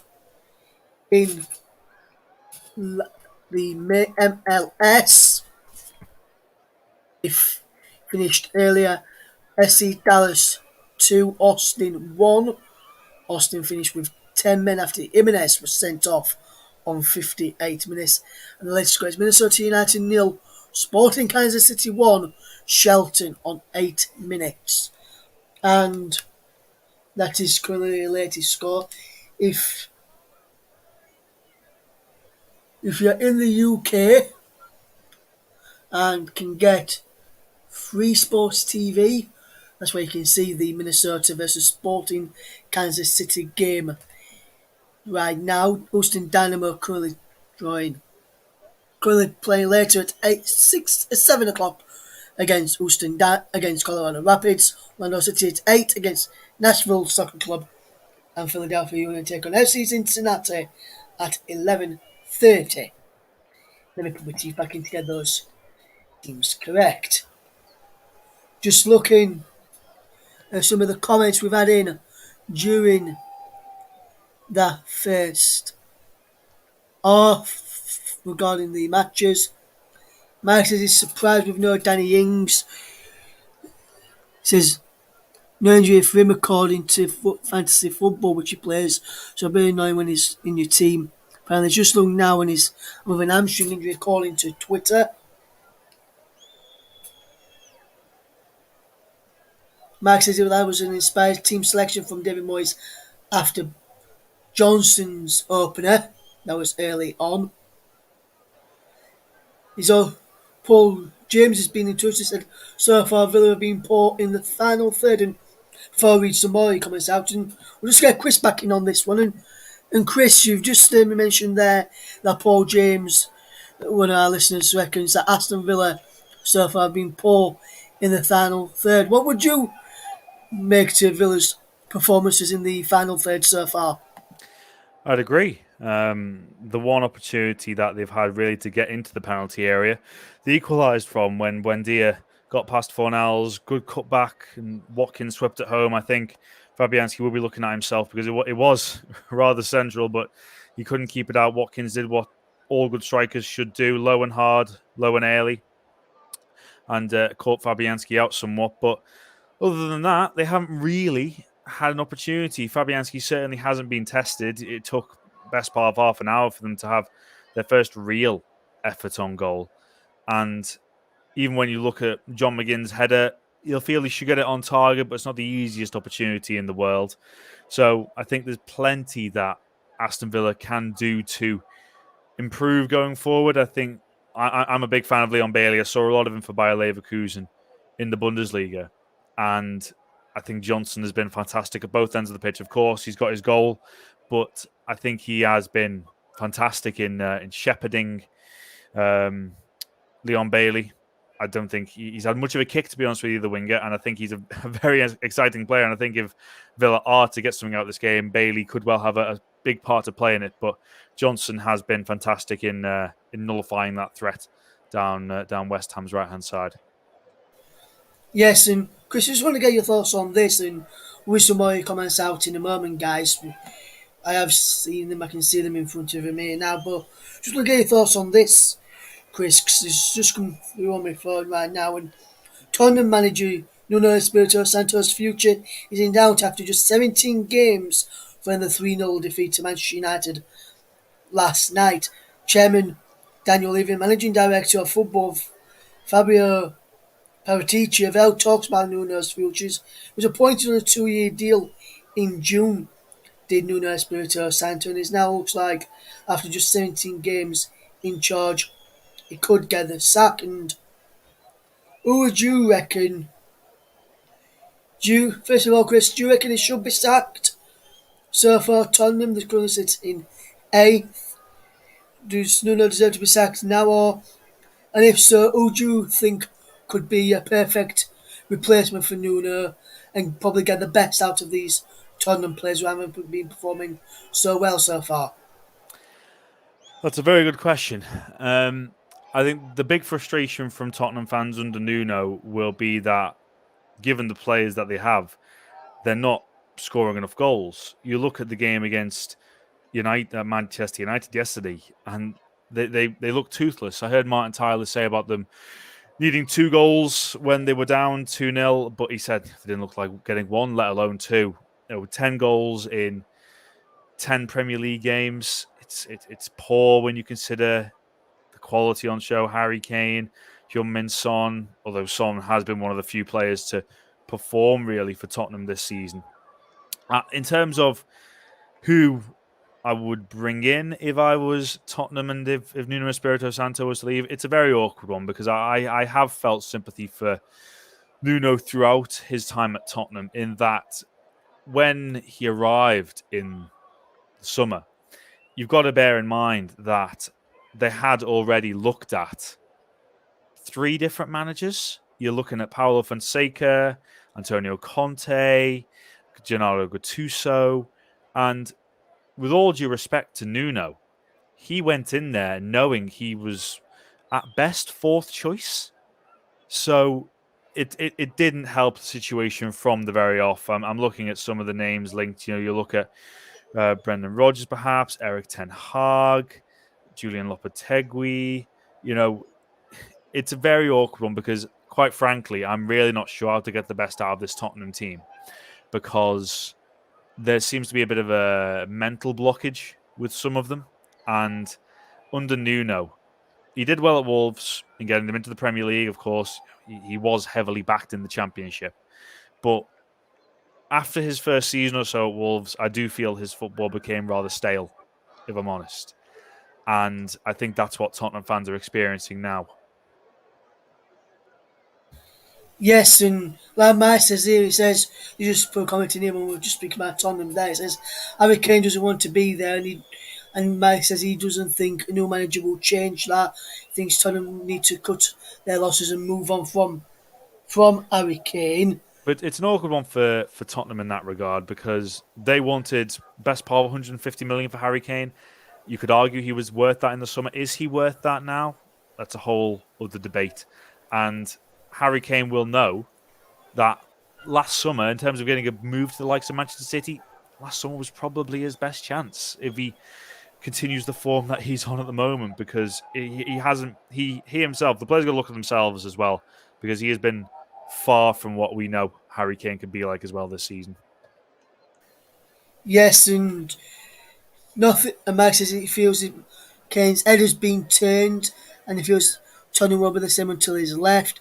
And Paul James has made a point. He says, apart from Son, Kane and Lloris in goal, they don't have much to offer in comparison to someone, say, like Manchester City, Manchester United, Chelsea, and a team that you'll probably have covered quite well recently, Chris, in your day job in Liverpool as well. So, do you agree with that? Apart from Son, Kane and Lloris, Tottenham don't have much to offer in comparison to Chelsea, Man City, Liverpool and Man United? Absolutely. You look at where Tottenham were in the 2019 Champions League final and where they've gone since then. They're nowhere near in terms of the quality. Even you look at Hugo Lloris, and he has made mistakes for Tottenham. He seems to be a different player for France. Certainly in the Nations League, he was magnificent. And there's all over that Tottenham pitch. I just feel that there are some areas where they're perhaps cutting corners. You look at Emerson Royale; it hasn't really been an impressive signing at right back so far. The centre backs, Romero's done okay, but as well at times he's been completely outclassed. You look at how we got the floor wipe with him, with Antonio last week. And just before we go back to Villa Park here as well, I just think Tottenham, there's a lot of questions to ask. And at this stage, there'll be people saying they'll be surprised if they get into the top 4. I don't think they would reach the top 4 with Nuno in charge. I just don't think they're playing the kind of football that you can get into the top 4 with. You look at West Ham and the football they're playing, and they're in a much better shape than Tottenham at the moment. Yes, and just a bit of breaking news from football in South Yorkshire region is nothing expected to be official from Barnsley Football Club tonight, but one of the local reporters up in South Yorkshire, Adam Oxley, is hearing, says he understands reports suggesting that Barnsley have parted company with head coach Marcus Sharp are true. Barnsley have gone 13 without a win and have lost their last 7 league games, so that's the one to look out for in the coming days, and we'll keep you abreast of that on our Twitter feed at Commentary Live 1. With the players almost ready for the second half and just about to come back out, let's hand back across to our man, bringing you the second half. He's back over to Chris Coughlin. Thank you very much, Russ. West Ham on a fantastic run at the moment, and they're set to continue if they can see this through in the second half. Dean Smith just emerging from the tunnel at Villa Park. He knows he's got a lot to work on with his side in this second half. As I mentioned earlier, though, 11 of their 13, or their 14 rather now, Premier League goals have come in the second 45 minutes. West Ham, meanwhile, if they avoid defeat here, they could set a new club record by going 8 Premier League games unbeaten on the road, and they look well set to do that at the moment. They'd equal a club record of 5 consecutive away wins in all competitions as well if they can get the 3 points here. That was back in 2007. And really a sign of just how well West Ham are playing at the moment. They're 17 points in their first 9 games in the Premier League this season so far, and that matches the club's Premier League record, which just shows how fantastic a job David Moyes is doing. And if they win this game, they'll go level on points with Manchester City in the top 4.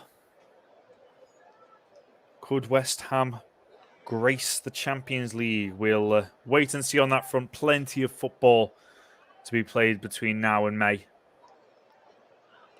The West Ham are certainly in a very good place. Of course, links of major investment potentially off the pitch as well, but we'll wait and see how that unfolds in the next week or so. Rumours of a Czech investment. Obviously a bit of a Czech influx in the West Ham ranks in recent years with Alex Kral, who isn't involved today, but Vladimir Sufal is on the bench, and Thomas Souček, of course. Both arrived from Slavia Prague.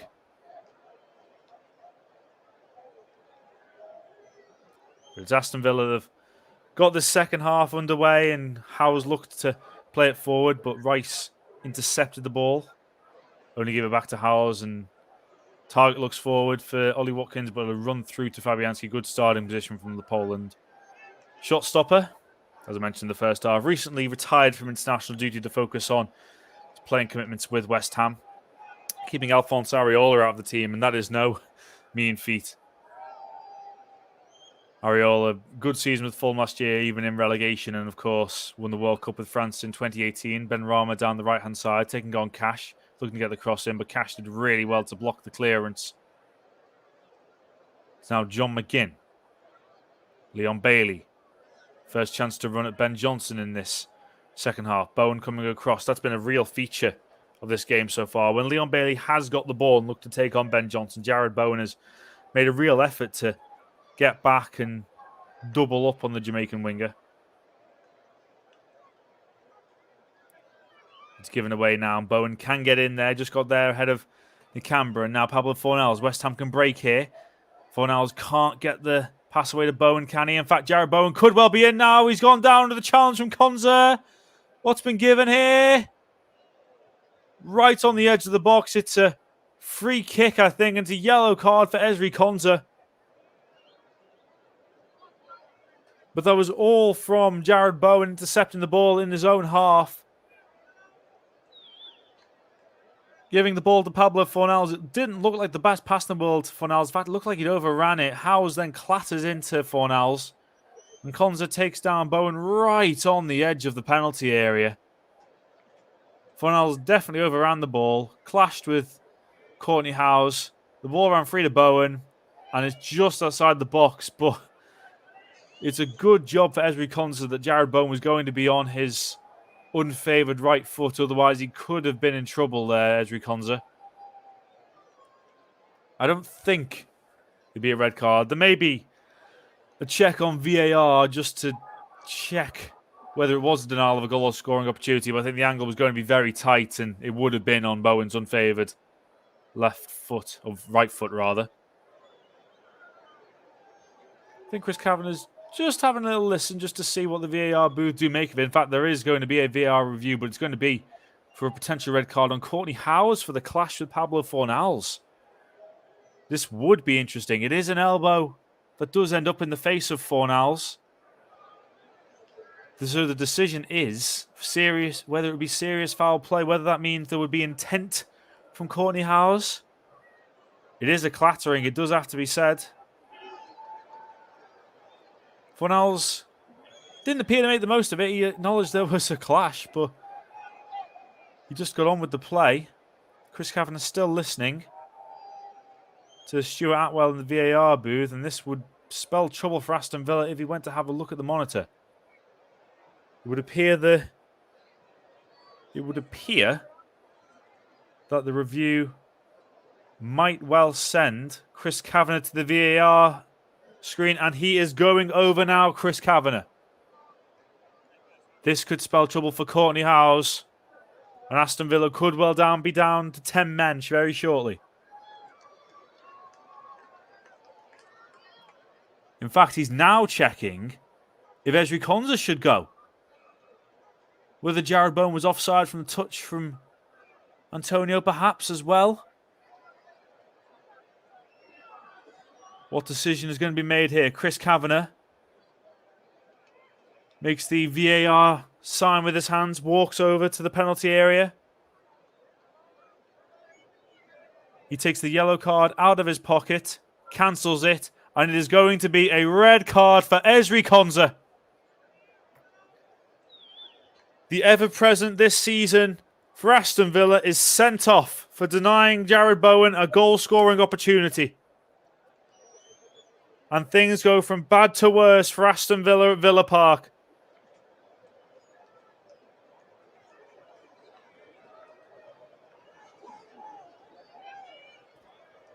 It must have been deemed that Jared Bowen was onside. Ezri Konsa took him down. And it's a red card for the centre-back for Aston Villa. Dean Smith can't quite believe what he's just seen. But Aston Villa are down to 10 men.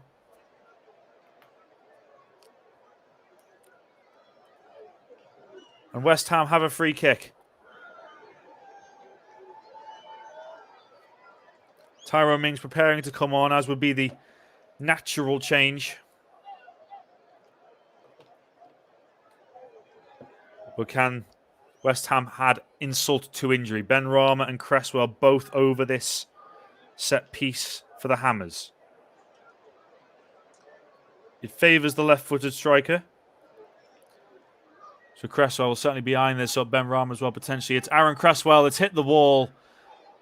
It's come back to Cresswell. Lovely control from the left-back, but it's defended by Leon Bailey, who looks to set Aston Villa on the counter-attack. Cresswell fronts him up, sends it back to Matt Targett. Ball forward looking for Ollie Watkins, but you feel now it'll be a long 40 minutes or so for Ollie Watkins up against the West Ham centre-backs, and Zuma launches it forward, looking for Mikel Antonio, who might well get on the end of this. In fact, he has the Jamaican striker. John McGinn shepherding him towards the corner flag. Antonio does very well to win a throw-in. And on comes Tyrone Mings.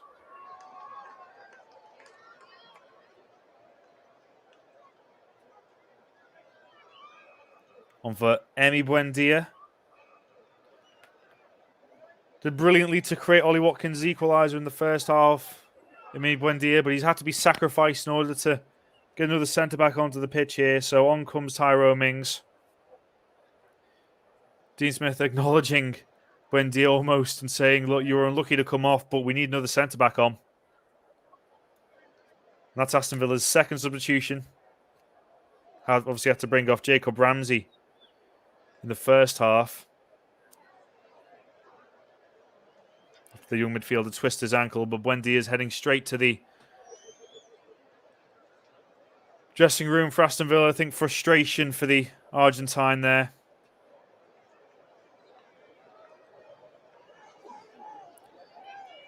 As Watkins looks to pressure Kurt Zouma, and it's a throw in for Aston Villa, level with the West Ham penalty area. It's going to be such hard work now for Villa if they are to put this run of defeats behind them.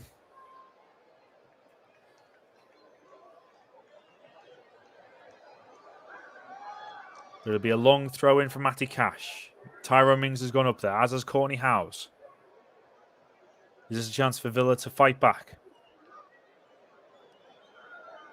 Matty Cash, long throw in towards the heart of the penalty area. It won't fall for a Villa man, and Pablo Fornals will get it clear. Ashley Young tidies up and back to Martinez. Martinez launches the ball forward now, looking for Leon Bailey, and he challenges Ben Johnson, but it'll only fall to Souček. And now West Ham can counter-attack again. Back to Fornals. Cresswell. Benrahma. Cash quickly out to him. Cresswell and Benrahma combining again, but Fornals now gets in behind, and it's lovely control from Fornals. Can't find Benrahma, who's running beyond him, but he'll come now to Declan Rice. Thomas Souček, chance to strike. Still with Souček, and the block from Matty Cash sends the ball out for a West Ham corner kick. 55 minutes gone. If you're just joining us, West Ham lead 2-1, and so Aston Villa's Ezri Konda had just been sent off for denying Jared Bowen a goal-scoring opportunity. Pablo Fornals now to deliver the corner from the left-hand side, an in-swinger. And it'll come in towards the near post, headed away by Watkins. Benrahma couldn't get on the end of it. Cresswell now back to Johnson. Aaron Cresswell looks down the line to Fornals. Fornals cutting back inside, finding Souček. Souček got space in front of him, wants to have a shot, and he will have a shot, Thomas Souček, and it flies over the bar from the Czech Republic midfielder. Had plenty of space in front of him if he wanted to even advance any further, but he chose to take on the strike, and it sailed over the crossbar. And it has to say, West Ham's away record when leading at half-time since way back in December 2017, it has been fantastic. 15 games they've led at half-time away from home. They've won 12 of them, drawn 3, have not lost in the Premier League since December 2017 when they have been winning at half-time. Bailey. Watkins. Watkins now trying to get the ball to Bailey, and it'll be a Aston Villa throw-in as they try to make something of it.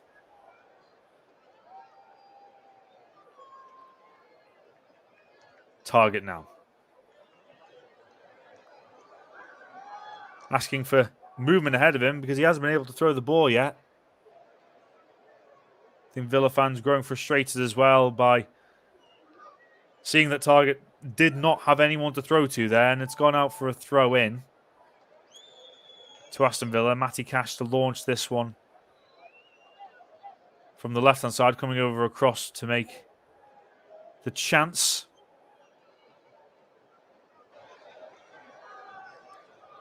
It's a flatter delivery than Bailey was producing in the first half, and here comes Cash again.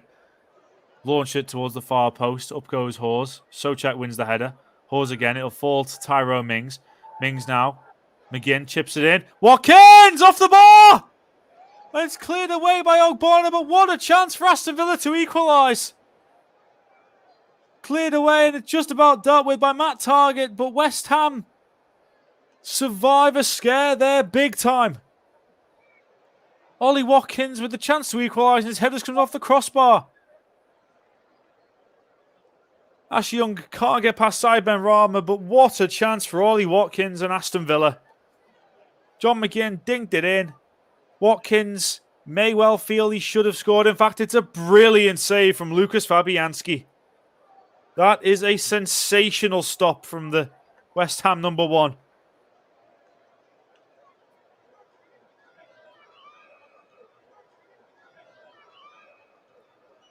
Be a long throw-in again. Caused so much trouble, that one.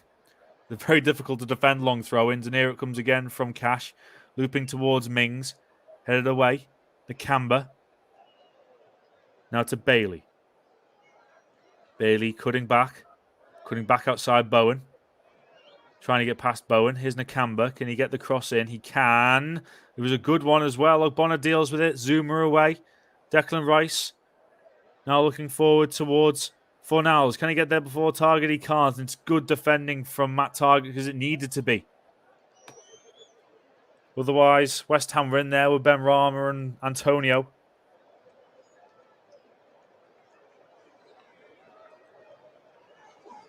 But what a save that was from Lucas Fabianski to deny Ollie Watkins a second goal.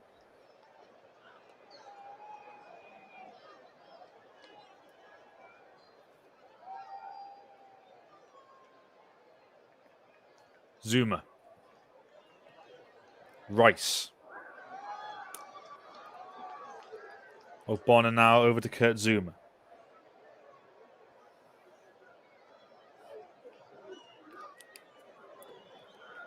Declan Rice again.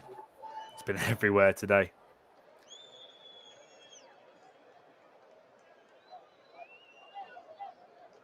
I think as well, you see it for England all the time, and particularly in the Euros as well. He was magnificent, Declan Rice, throughout. Zuma. Souček back to Zuma and over to Ogbonna. Declan Rice.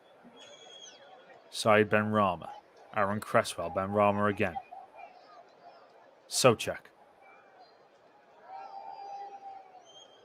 Zuma to his right-hand side. First time pass into Pablo Fornals. Bowen. Can he give it back to Fornals? The space opening up inside the penalty area, but Bowen trying to wrestle with Matt Tired and gives away the free kick. And that was a waste from Jared Bowen, really. He had Ben Johnson outside of him and Pablo Fornals on the inside, but chose neither option. We're just looking again at the Fabianski save from Ollie Watkins. That is magnificent from Lucas Fabianski. Because that's in. In all the way from Ollie Watkins, but that's a brilliant stop from Lucas Fabianski. I'm sure West Ham fans will be delighted with his recent retirement from international football. As the ball is poked out of play by Watkins, who's looking for Bailey, but it didn't come off as we tick past the hour mark here at Villa Park. If you're just joining us on the commentary hub, it's Aston Villa 1, West Ham 2. Ben Johnson with his first Premier League goal of the season. After 7 minutes, Ollie Watkins equalised after 34 before Declan Rice's long-range strike put West Ham back in front. And 5 minutes into the second half, Ezri Konsa was sent off for denying Jared Bowen a goal-scoring opportunity. Which means there's plenty of work for Aston Villa to do if they are to stop their slump of recent defeats. Nakamba latches onto the loose ball in midfield after his poor control by Souček. Leon Bailey looking towards the far side. Matty Cash coming in. Aaron Cresswell, good defending, and Ben Rama can tidy up. Antonio tees it off to Ben Rama, but that's good defending from Nakamba. Defending from the front, it's a free kick to Aston Villa. Won by Ashley Young on the far side. Chance to swing the ball into the penalty area. They've got to make these opportunities count, Aston Villa. All set pieces when you're down to 10 men are so important. Tyrone Mings going forward. He's taken over the captain's armband from John McGinn. For West Ham, they've been so good at set pieces under David Moyes. Can they defend this one? Be an outswinger from Ashley Young. It's a one-man wall for West Ham. Ben Rama. Plenty of height in there for both sides in order to defend and attack. Ashley Young with the delivery. It's deep towards the far post. Bailey was there and it came off Johnson. Bowen was first to it and launched it downfield, and it won't go out of play. It'll come through to target, and Aston Villa will look to relaunch again. McGinn, that's a poor control. Pablo Fornals has played it through, but that's good positional play by Martinez. Otherwise Antonio would have been through. Fornals. Ben Rama wants it on the far side. Fornals has spotted him and out to the Algerian winger now. Great control by Said Ben Rama. Aaron Cresswell goes beyond him. Benrahma back to Declan Rice. Aaron Cresswell pointing where he wants Benrahma to go. Back to Rice. Rice advances. Cresswell can't get it to Rice, and it's gone out for a throw into Aston Villa. It's so strange when you see teams go down to 10 men sometimes. It can be difficult for the team with 11 men to find a bit of space, and that's happening for West Ham at the moment. Aston Villa have created their best chance since the equaliser while down to 10 men. Souček gives away another free kick. It's been a frustrating afternoon at times. Martinez has come all the way to the halfway line to take this free kick. Manuel Lanzini preparing to come on for West Ham.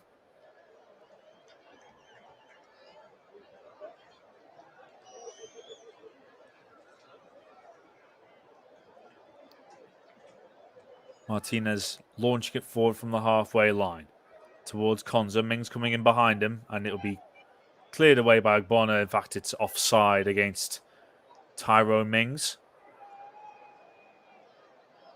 I give West Ham the chance to make the substitution, and they are. And it's Saeed Benrahma who's being replaced. Gained an assist for Declan Rice's goal, but will play no further part. Saeed Benrahma today. As on comes Manuel Lanzini. Only goals so far this season for the Argentine came in the EFL Cup win against Manchester United at Old Trafford.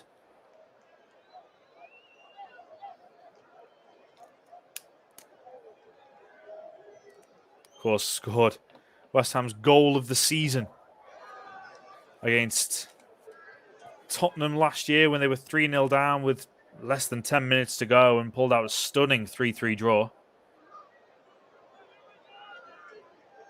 Bonner now to Declan Rice. Lanzini.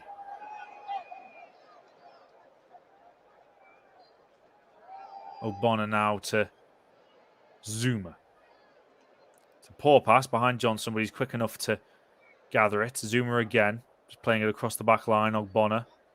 Rice again, drops in when they're out of possession at time or in possession at times into a back three and does it so effectively.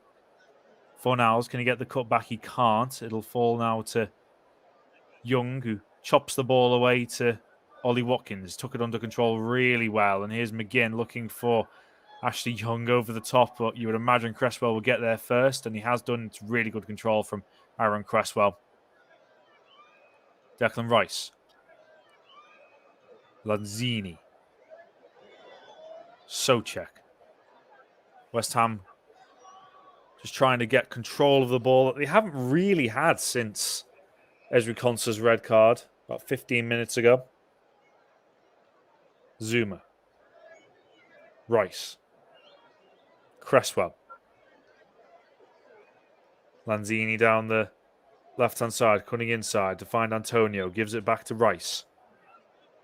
Cresswell again. Zuma.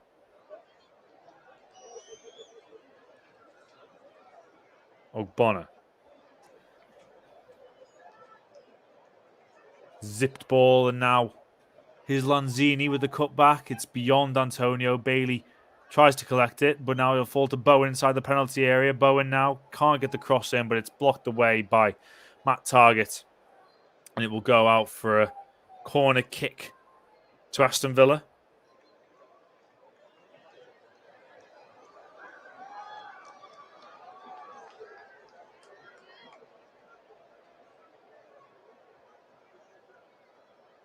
Souček in there, Ogbonna, Zuma as well, Rice, Antonio, of course. Bowen to deliver an in-swinger from the right-hand side. In it goes. Headed away by Courtney Howes. It'll fall to Lanzini. And he went for the spectacular again. In fact, it might even be a free kick. And it is. He went for the volley, and Ashley Young caught him as he took the shot. So it will be a free kick to West Ham, about 20 yards out here. Eyes only for the ball from Ashley Young, as was Lanzini's, and it's unfortunate. Young only going for the ball. Lanzini got there first, but then Young came through and clashed with the Argentine, and Young can't quite believe he's given away that set piece. But it's a very presentable opportunity here for West Ham.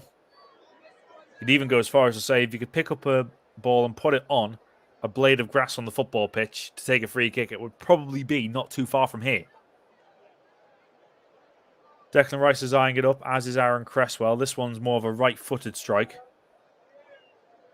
John McGinn's lying down behind the Aston Villa wall, so imagine the aim will be up and over. Here comes Declan Rice. It's around the wall. That's a very good save from Emi Martinez. Declan Rice thought he caught out the Villa shot-stopper there, but it was a very good save from Declan Rice. Went round Mikel Antonio. Emiliano Martinez kept his concentration and kept the ball out of the net. Another corner to West Ham.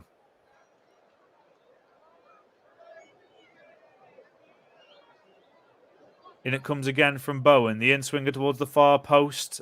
Will it fall again to for Nals over the bar? But it took a deflection on its way there off Bailey.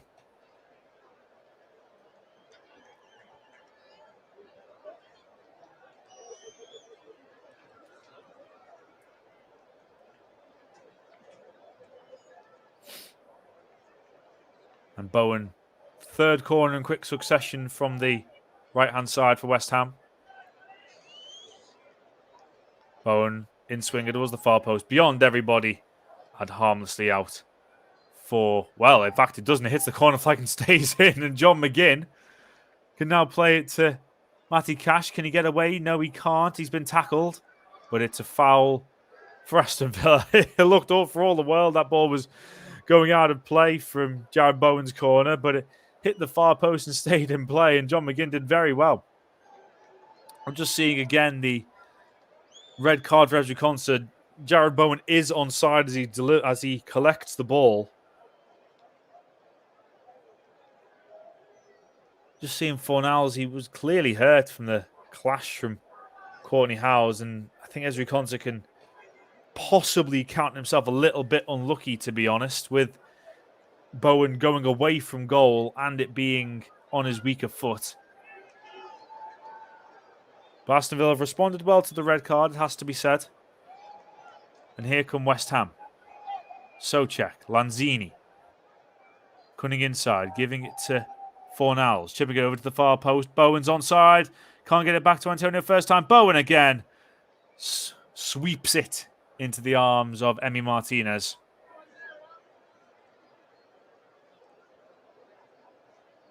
Fornals with the delightful ball. Bowen did the right thing looking for Antonio first time. Came to him on his left foot the second opportunity, and it was calm and well collected by Emi Martinez. The ball is sent downfield now. Bowen leaves it for Souček. Souček to Ogbonna. Sweeps it forward looking for Antonio, who hasn't received much service at all today, Mikel Antonio.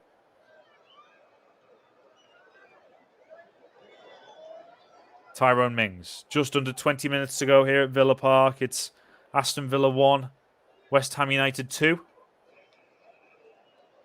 10-man Aston Villa 1, West Ham United 2, it has to be said. Goals in the first half for West Ham from Ben Johnson and Declan Rice. Equaliser for Villa through Ollie Watkins before Ezri Konsa's red card. We're seeing the third and final change for Aston Villa here. Leon Bailey, who has had a difficult afternoon up against Ben Johnson, is coming off, and Anwar El Ghazi is coming on for the hosts.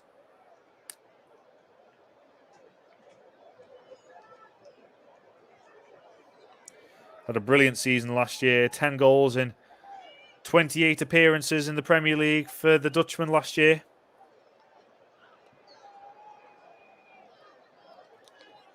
Leon Bailey's first Premier League start ends after 72 minutes. Matty Cash with another long throw here for Aston Villa. He's got plenty to aim for. In it goes, the looping delivery. It doesn't actually make the penalty area. It's headed away by Rice. Target back in. Towards Mings. Watkins collects it well and Bowen clears it away. Target now back out to El Ghazi. It's gone past Nakamba. It'll fall to Matty Cash. Can he get a shot away? He can, but it was never going to trouble Lucas Fabianski. Second long-range effort from Cash today, and neither caused Fabianski any trouble in the West Ham goal.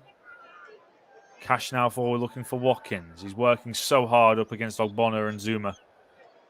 Souček clears it away. And now Young looks for Nakamba. Rice will try and clean up, and under pressure from Nakamba, he wins the throw-in for West Ham, level with their own penalty area. Intriguing 17 minutes or so to go until stoppage time. Dean Smith wondering what he can do to change things now. He has played all of his cards. His 3 substitutions have been made. Ashley Young for Jacob Ramsey in the first half.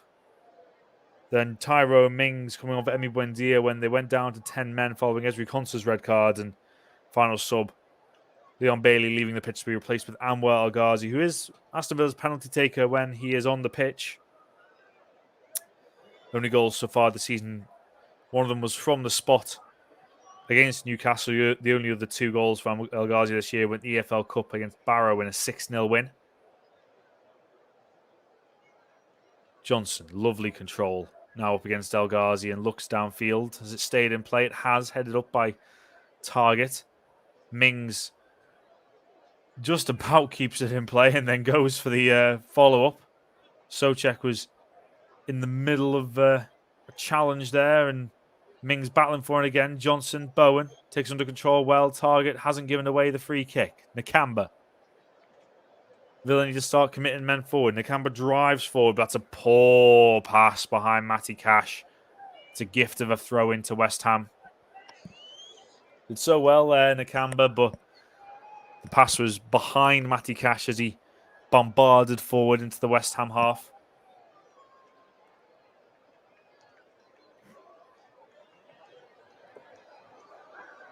Just seeing Thomas Souček down here, such an important member for West Ham.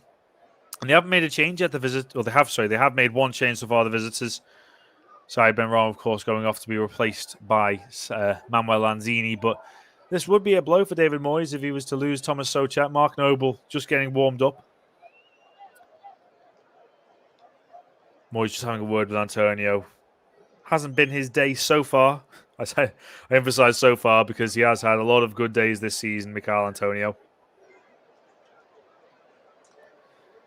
But it's just an interesting one for David Moyes to think about because they, of course, have got Genk in the Europa League on Thursday. And if West Ham win that game, they've pretty much gone through as group winners, given their excellent start and given their superiority over the other teams in the group. In fact, if they win that game against Genk, they will go through as group winners if the other game between Dinamo Zagreb and Rapid Vienna ends as a draw. El Ghazi can't get the cross in. Target now. Gets past Bowen.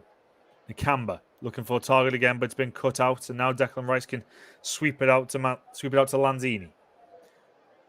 Fornals looking for Cresswell. And again, they've lost the ball, West Ham. They have not been good against the 10 men here.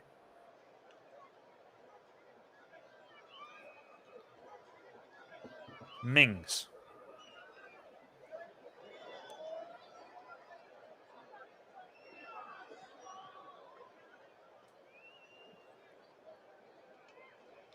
Howes coming forward now, taking over the right centre-back's slot after the absence of Ezri Konsa. Now there's the ball forward towards Antonio. Can he get there before McGinn? That's brilliant defending from John McGinn. And now sends it forward again, just trying to get Aston Villa further the pitch. Young can't take it under control. Declan Rice gets there after the challenge from Cresswell. Ogbonna. Souček. Rice again.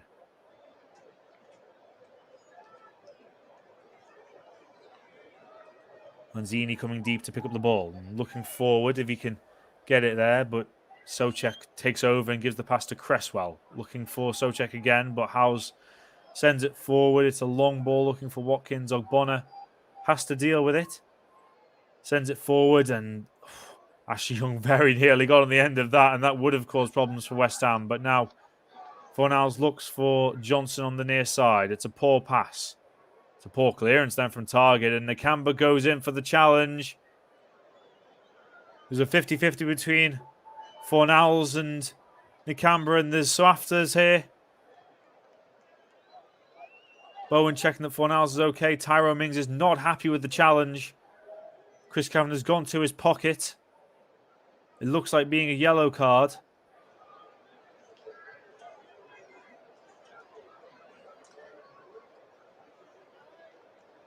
Ashley Young saying that it was not a good challenge from the Spanish international. Yellow card is out from Chris Kavanagh. Declan Rice pleading the case for Fornals as well. Kavanagh just having a word in his ear as well, just to check it is a yellow card for Pablo Fornals. I say yellow card pending VAR review. Yellow card for Jared Bowen as well for his part in the aftermath. Target played it forward. It's a 50-50 between Nakamba and Fornals. McGinn was not happy, and Lanzini came across as well. Bowen then pushing McGinn to the ground. That's what's earned him a yellow card. We'll wait and see if Nakamba's okay to continue after the challenge. Third yellow card of the season for Pablo Fornals. It's 5 yellow cards that earn a suspension.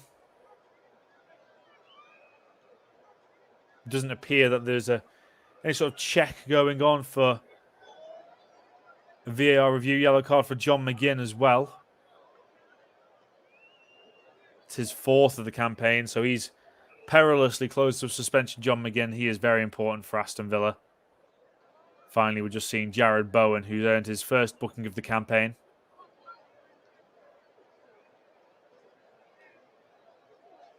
So no review for a red card for Pablo Fornals. Dean Smith is just asking why.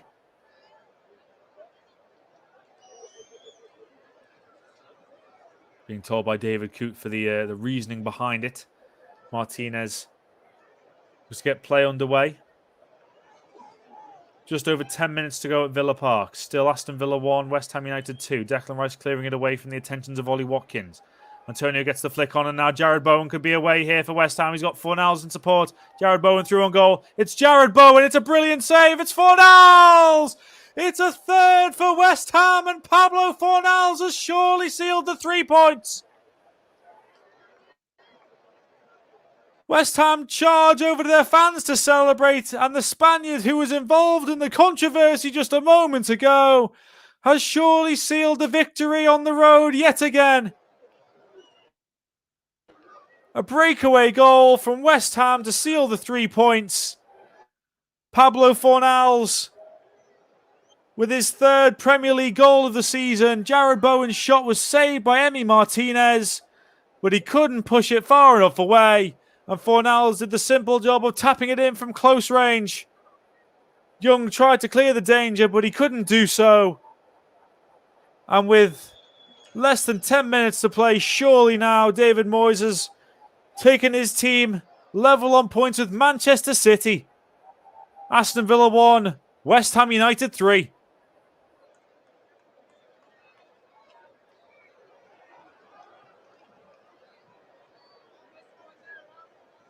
It's been a very good start to the campaign for Pablo Fornals. Goals against Leicester, Crystal Palace, and now Aston Villa. And Dean Smith must now surely think that's up for his side today. A 4th defeat in a row is pending. Equals their worst run of defeat since returning to the Premier League in 2019.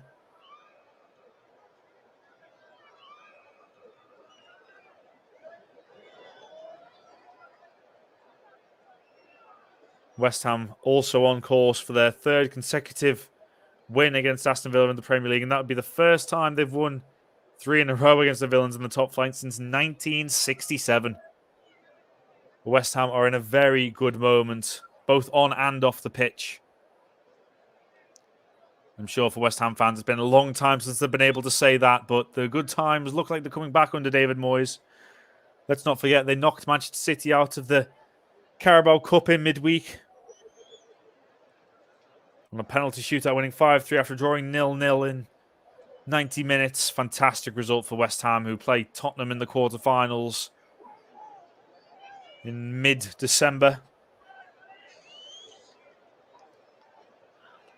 Moyes as well, it's set to be the 11th game that he's unbeaten against Aston Villa in a row.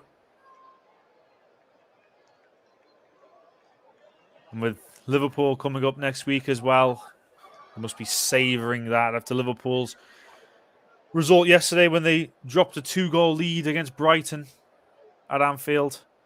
Liverpool was so comfortable in that game, but Brighton fought back. An excellent footballing side under Graham Potter, but fought back from a 2-goal deficit early on to earn a deserved draw at Anfield. But this is West Ham's moment, and they are going to go level on points with Manchester City in the top 4. It's been a brilliant start to the campaign from the Hammers. Getting goal contributions all over the pitch as well. Cresswell. Fornals. Be interesting to hear from Dean Smith whether he feels that Fornals should have been on the pitch to score the goal or not. Cresswell. Fornals now looking for Antonio. First bit of space for Mikel Antonio today. Going towards the penalty area. Can he tee in Manuel Lanzini? He can. He lays a square for Bowen. It's 4. West Ham have ran riot at Villa Park this afternoon. And Jared Bowen has made it 4 for the Hammers on the road. Such unselfish play from Manuel Lanzini, who looked like he was going to take the opportunity himself. But the Argentine, after being put through by Mikel Antonio, squared it for Jared Bowen. And it's Aston Villa 1, West Ham United 4. He's deserved that, Jared Bowen. He's been excellent this afternoon. And it's a brilliant display from West Ham on the road yet again.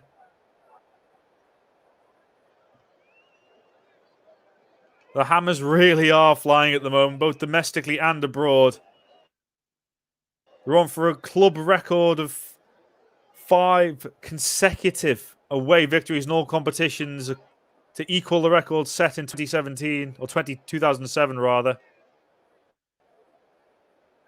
And they are now surely going unbeaten in the Premier League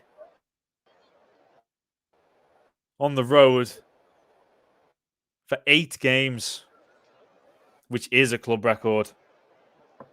5 minutes to go at Villa Park. Aston Villa 1, 10-man Aston Villa 1, West Ham United 4. It has been a brilliant display from West Ham, who are such a dangerous side this season.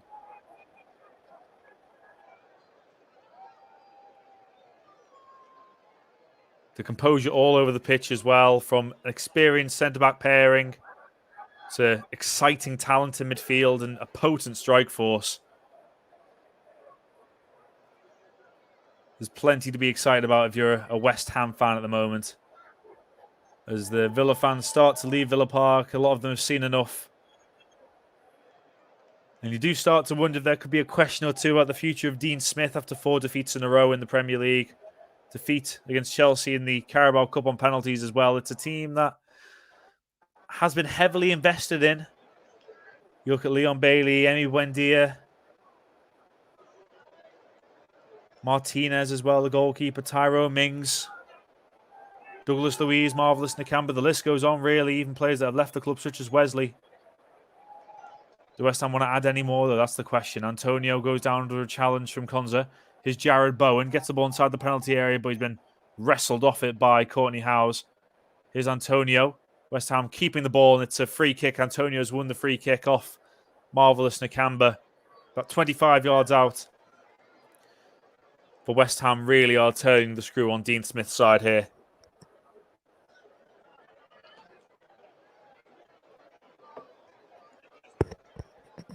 Plenty of people that want to take it. Aaron Cresswell, Jared Bowen, Lanzini's taken the ball. Made a very good impression since coming off the bench.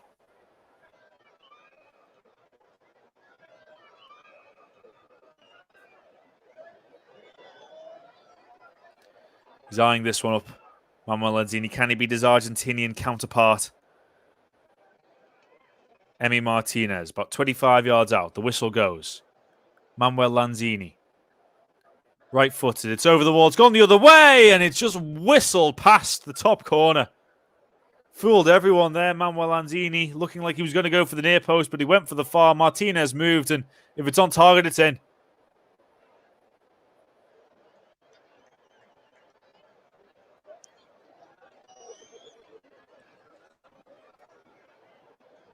Such an important game for Aston Villa coming up next week at Southampton before the international break. They are perilously close to the bottom three. As I said, for a team that has received heavy investment, this has been a very poor start to the season.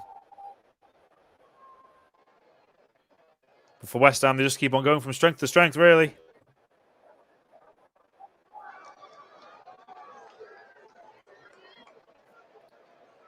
"88 minutes gone, Aston Villa down to 10 men, 1. West Ham United 4. Ben Johnson got it started in the first half. Ollie Watkins temporarily drew Aston Villa level before Declan Rice put them back in front before the break. Ezri Konsa then sent off for denying Jared Bowen a goal-scoring opportunity before Bowen's shot was saved, leading Fornals to follow in and make it 3, and then Bowen himself capped off an eventful afternoon by making it 4 after the pass from Manuel Lanzini.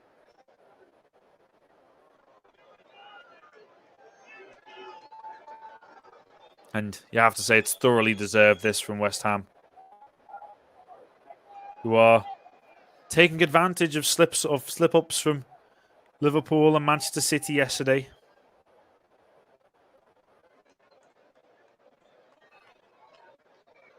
"20 goals for the season now for West Ham, and that's as many as Manchester City as well. As we tick towards the 90th minute, Dean Smith, I'm sure, will be hoping for as little as possible, wanting to get in and give his players a penny for their thoughts. As Watkins wins the header against Ogbonna. Again, it's been a very good partnership between him and Kurt Zouma today. Ogbonna fouling Ashley Young on the far side. 15 seconds to go until stoppage time, and West Ham making their final change. Nikola Vlasic coming on, the Croatian midfielder, for Jared Bowen. Brilliant display yet again from him today.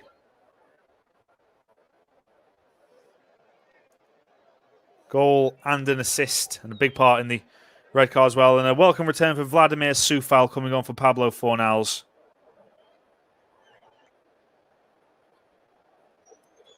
So 2 of West Ham's 4 goal scorers today getting a well-earned break as we clock into stoppage time. There'll be 4 minutes of it. The ball goes forward into the West Ham box. El Ghazi. Rare touch for him since coming on. He'll go towards Watkins. Headed away only as far as Matty Cash, and he's been tackled by Declan Rice. Nakamba now back to Matt Targett. Targett forward looking for Tyrone Mings, who's just gone up into the penalty area. Mings, can he get the touch away? Declan Rice does so well to take the ball under control and find Cresswell, and now Ogbonna just clears it downfield looking for Antonio in a battle with Matt Targett again. It's a poor header. Will Targett deal with it? He just about does. In fact, Sufal's now onto it. The West Ham want a 5th here. Vlasic. Sufal now back to Cresswell. They're just taking their time now, West Ham. They know the job is done and any more goals are a bonus. Souček. Fornals, who was superb and before being replaced by Vladimir Sofal. Ogbonna now receiving the ball off Zouma, who just got clattered by Ollie Watkins.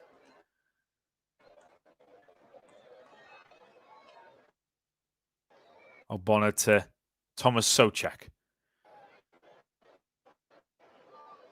Ben Johnson, another brilliant display. It's a welcome return for Vladimir Sufal, but Ben Johnson certainly hasn't put a foot wrong in terms of his place in the team. Vlasic to Cresswell. Declan Rice. Lanzini. Rice again. Still with Declan Rice. Receiving the ball back from Antonio. It's interesting that 4 goals today and not a single goal or an assist for Mikel Antonio, but he certainly played his part in the 4th goal for West Ham. It's been difficult for him in terms of the service, but he's just such an effective player in so many parts of his game as well. Soufal getting a touch on the ball back to Zuma. Vlasic coming deep to collect. And now Lanzini. Antonio out to Declan Rice, trying to maybe force the play and look for a 5th. There was the ball, but collected well by Martinez. And Aston Villa nearly put out of their misery here. It will be very shortly as we, in the final minute of stoppage time. Another sensational game in particular for Declan Rice. He has been fantastic today. For club and country, he's on top form at the moment. And both West Ham and England fans will be hoping that continues for a long time yet, of course. There will be speculation about his future. There was in the summer and there will continue to be. But wherever he ends up in the next year or so, Declan Rice, they have got a sensational midfield player. Could do so much with the ball, carry it, defend, attack. And he's helped West Ham to win 4-1 today as the final whistle goes at Villa Park. A thumping win on the road for David Moyes' side, who go level on points with Manchester City in the top 4. The rout began when Ben Johnson unleashed a left-footed drive past Emi Martinez after being set up by Declan Rice on the far side. Aston Villa temporarily drew themselves level with Ollie Watkins' equaliser after good work by Emi Buendia. But then Declan Rice himself put West Ham 2-1 up with a lovely low drive in off the post from 25 yards. Into the second half, Ezri Konsa was sent off for denying Jared Bowen a clear goal-scoring opportunity. But Aston Villa responded well after the red card. Lucas Fabianski had to deny Ollie Watkins a certain equaliser with a wonderful save onto the bar. But then in the final 10 minutes, West Ham took control. Pablo Fornals, who stayed on the pitch after a clash with Marvellous Nakamba, made it 3-1 after a tap-in following Jared Bowen's shot that was saved by Emi Martinez before Bowen himself made it 4. Manuel Lanzini was played through by Mikel Antonio, but instead of shooting, he teed it up unselfishly for Jared Bowen to make it 4. A great way to end the weekend for those Hammers fans. A 4-goal win on the road. And it's finished 10-man Aston Villa 1, West Ham United 4. Thank you very much to Chris Coughlin for excellent coverage today. And before we wrap up the show today, just going to get one thing out of Chris for the minute. And Chris, I think you know what question I'm about to ask my friend.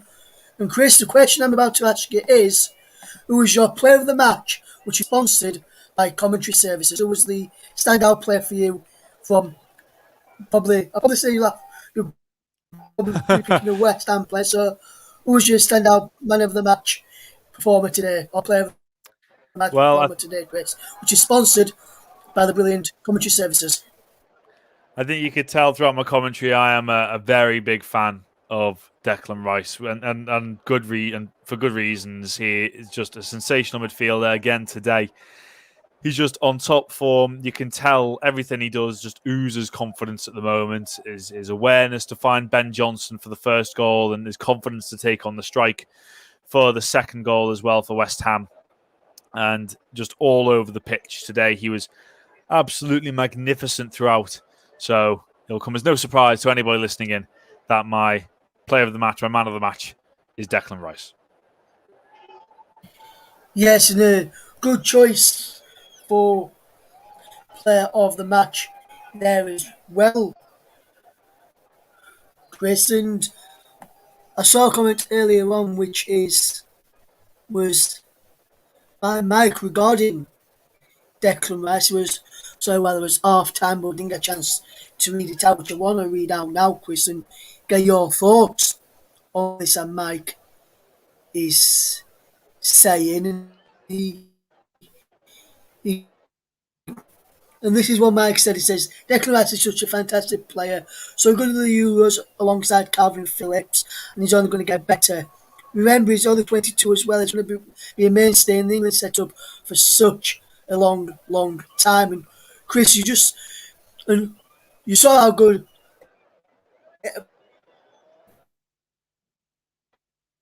is one of the best holding midfielders in the Premier League at the moment, and then what you saw where he did the Euros alongside Calvin Phillips of Leeds United, and how he's performed this season for West Ham. Mike thinks he's such a fantastic player, and he's going to just get better and better and better, and he's going to be a mainstay in the England side and set up for a long, long time. Would you agree with that statement that he's going to be in the England setup for such a long, long time, and how well he's been performing since the Euros and during the Euros as well? I think he is spectacular. I think Declan Rice is. I think he's got the potential to be a once in a generation midfielder. To be honest with you, Russ, I think he is that good. We talk about Steven Gerrard, we talk about Frank Lampard, we talk about Paul Scholes in terms of those England midfielders, and I really do think that Declan Rice has the potential to be that good. I think to some people he may already be that good when we look at what Gerrard, Lampard, Scholes, what they were like at Declan Rice's age. And it is very scary to think that he's only 22 years old, given how composed he is, given how intelligent he is with the football, given what he can do. He can shoot, he can pass, he can drive forwards with the ball. His ball carrying is exceptional. And I think we're very lucky to have a player as good as Declan Rice in the England setup. And long may it continue.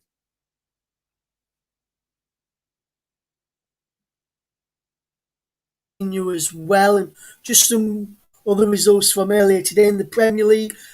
Norwich City lost 2-1 to Leeds United. In Premier League 2 under-23s action today finished Southampton 4, Aston Villa 0 in the under-23s Premier League 2. So a bad day at the office for both Aston Villa sides in action today.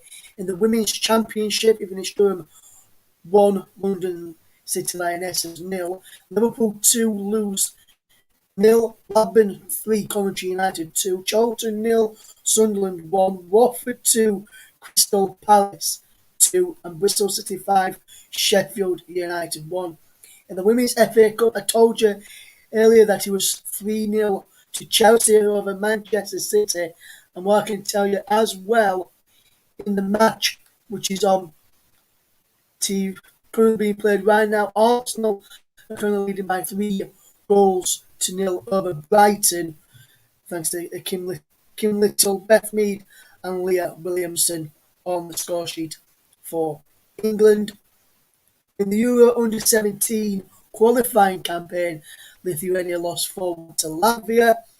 In French League 1, as I mentioned earlier, the scores, as I mentioned earlier, for anyone just tuning in right now, Angers 1, Nice 2, Bordeaux 3, Reims 2, Montpellier 2, Nantes 0, Strasbourg 4, Lorient 0, Troyes 2, Rennes 2, Brest 2, Monaco 0, Clermont take on Marseille at 7:45 this evening.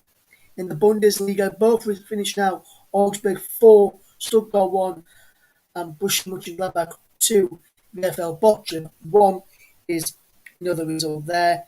Italian Serie A is finished into 2, Udinese 0, Fiorentina 3, Spezia 0, Genoa 0, Venice 0, Sassuolo 1, Empoli 2, Salentina are currently trailing by a goal to against Napoli.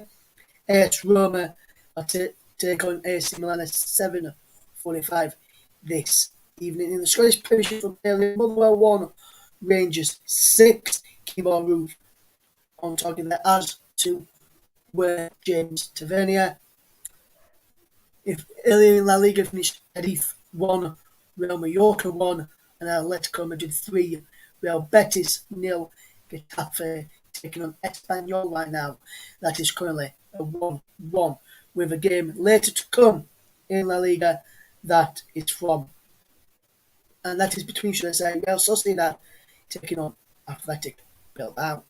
In the MLS in America, DC United beat Columbus, lost to Columbus Crew by 3-1. FC Dallas beat Austin by 2-1. And Minnesota United, I told you at half time they were trailing by a goal. They were losing 1-0 early on in that game through shouting after 8 minutes, but turning around thanks to Fragapana and Lenso in the first half. Currently played 6-7 minutes there, they're going to lead 2-1 against Sporting Kansas City. Houston Dynamo take on Colorado Rapids at 7 o'clock, and at 8 o'clock is Orlando City versus Nashville, and there's a game on later on this evening too.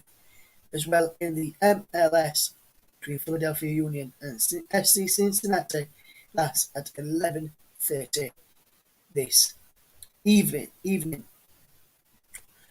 So just before we do wrap up then and some news I mentioned earlier, we just say a very good, let's say very hello to Peter Twig all the way in Australia, Melbourne, Australia, tuning in to us today. Hopefully doing okay, Peter Twig. And I've just seen this stat here, Chris, which I'll get your thoughts on in a moment. West Ham United have picked up 20 points after 10 matches this season, won 6, drawn 2, lost 2, converting to only to 3 points per win all time. Only in 1975-76 they had more points at this stage of a top flight campaign in 20 with 21 points after this amount of matches. Crystal, what do you make to that news there? And how good do you reckon this West Ham side is under the stewardship of David Moyes? I think it shows how well their start of the season has been. They've had a brilliant start, West Ham, all over the pitch. They've had goal scorers all over the pitch. They've had superb performances all over the pitch. The likes of Ogbonna, he's mid-30s now, but they have enough quality to rotate him in the cup games as well. It's a very tough run coming up for them. They've got Liverpool at home next, and then in a few games' time, Manchester City away, then Chelsea and Arsenal coming up as well. So you feel that in the period coming up to Christmas is when we will know what this West Ham side are fully about. And, of course, they'll want to get through in the Europa League as quick as possible, and if they beat Genk, they will do that. If they beat Genk, they've almost guaranteed going through as group winners, which would be brilliant for them. It'd give them a chance to rotate, give a chance to give youngsters a few opportunities in the final group games with no pressure. But for it to be West Ham's best Premier League total after 10 games of a season just shows that David Moyes really is doing well. He understands his squad, they understand him, and it's been a fantastic start to the season for West Ham. They are a very, very good side this season. Yes, and obviously, Chris, there's talks that West Ham could go and break into the top 4 this season. And after what you've just seen there today, Chris, do you reckon there could be a chance of that from what you've seen this afternoon of West Ham? Could they break into the top 4? Let's say someone like I know they won yesterday, but someone say like a Manchester United who are fading away at the moment. They've got an opportunity, of course. They have. I think there's a few teams like that. I think United's win last week, last night rather, was needed. You see with them changing to the 2 up front, will that suit Ronaldo more? Quite possibly, not having to press as much. But for West Ham, I think if you ask David Moyes that, I think he will literally say it's about every game at a time. It's about taking each game as it comes, step by step. And West Ham should have been in the top 4 last season. They missed out it was a very tight end of the season. They just missed out. And they'll feel that they have a chance, and it's about consistency. And if they remain consistent, then they've got every chance of doing so. Yes, absolutely, Chris. And just one final one, just before we do let you go. Just a lot of people, me and JB touched on it last week in the game between Man United and Liverpool about Mo Salah. We were thinking he's the best player in the world right now. There were talks of Messi before that and Cristiano Ronaldo. And I said obviously up there just behind Mo Salah at the moment. For me, is Rafinha, and I went to JB and to listen. I'm not just saying that because I'm a Leeds fan, but I think that could be the case. Rafinha just behind Mo Salah, but Salah just out edge, and maybe in the next 4 or 5 years, Rafinha may overtake Salah. But do you think right now Salah is the best in the world from what you've seen over the past few seasons, especially this season plus last couple of seasons as well? Absolutely, absolutely. For me, Mo Salah is the best player in the world at the moment. Even yesterday, yes, his goal scoring run came to an end, but an assist for Jordan Henderson. I have to say, I think Kukurea played very, very well yesterday in limiting Mo Salah. But Salah, nevertheless, over the last month or so, you have seen what he's about. It's almost like he's gone up another level. His pace seems to have increased, which is incredible. Um, he feels much more clinical than he has been, and for me, he is he's approaching his 30th birthday, but it feels like he's reaching his prime. And at the moment, it really does feel like he is the best player in the world at the moment. I've said that if I think the Ballon d'Or is going to be based over the last 2 years, I think Robert Lewandowski will win it. If it's based off right now, because obviously the voting is finished, but if it's based off right now, I think Mo Salah will win it. But we'll wait and see. Yes, that we will. Chris, I just started to get your opinion on that. So, like I mentioned earlier in your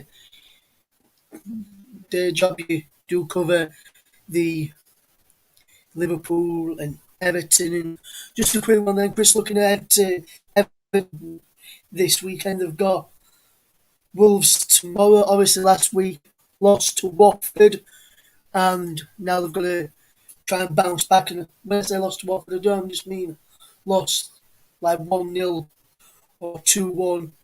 They were actually got beat quite heavily against Watford last week.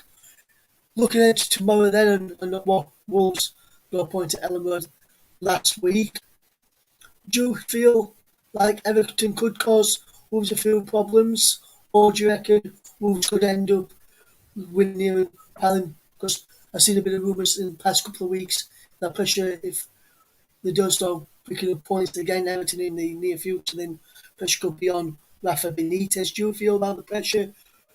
Maybe still could be on Rafa if they lose this one as well tomorrow.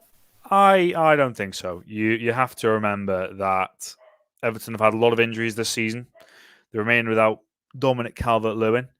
They're without Abdoulaye Doucouré at the moment, two immensely important players for Everton, and it has been tough for them. But they've got Richarlison back now. I think he will start tomorrow night, probably in the place of Solomon Rondon. It has to be said. Everton fans have been growing frustrated with the Venezuelan striker. Well, Wolves, though, they've almost gone a little bit under the radar in terms of how they've done this season. Three wins in a row. Oh, sorry, it was 3 wins in a row prior to the win. So prior to the draw against Leeds at Ellen Road, and obviously that was a late draw with Rodrigo's equaliser. But I think it'd be tough for both teams in respect tomorrow. I think Wolves have started to find their feet, and I think Everton just need to get back to what they were doing at the start of the campaign, really, in terms of playing to their strengths, playing down the wings with Damari Gray, Andros Townsend, but Richarlison will give them a much better out ball than Rondon was giving them, and it'll be a very interesting game tomorrow night. Yes, it will, Chris. And just to bring it back to the game we've just covered this afternoon, going into this evening between Aston Villa and West Ham United. Just a quick one on Dean Smith. A lot of people say now, after that win for West Ham today, pressure could be on Dean Smith at Aston Villa.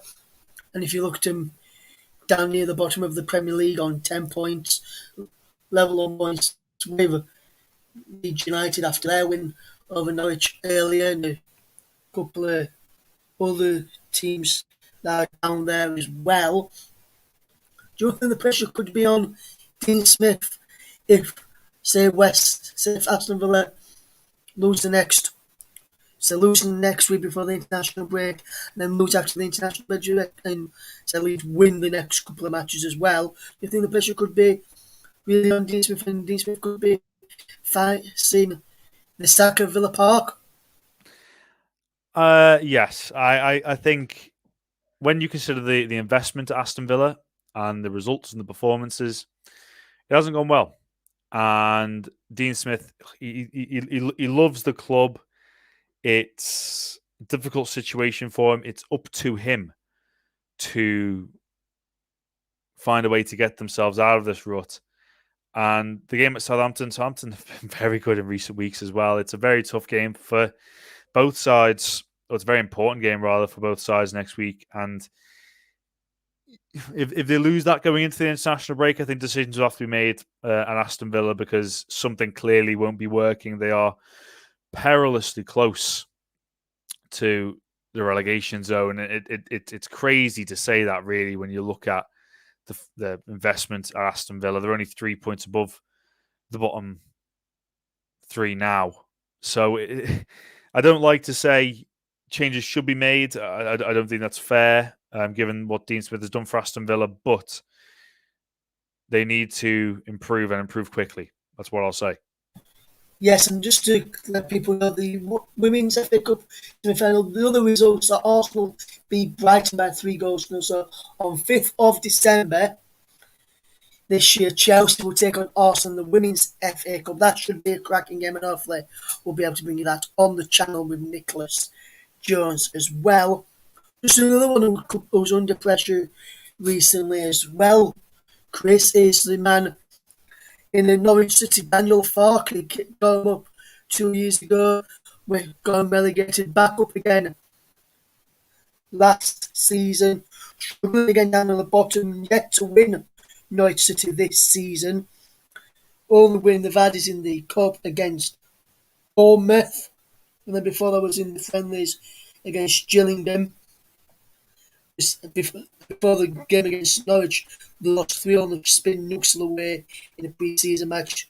Liverpool at home, Man City at home, and then they've lost every other game bar 2, where they got a point against Burnley and a point against Brighton. So, do you think the pressure? Do you think that Farke has run his scores now in Norwich, and Norwich should be looking for a change? Well, it's very interesting because he signed a new deal at the start of the season until 2025.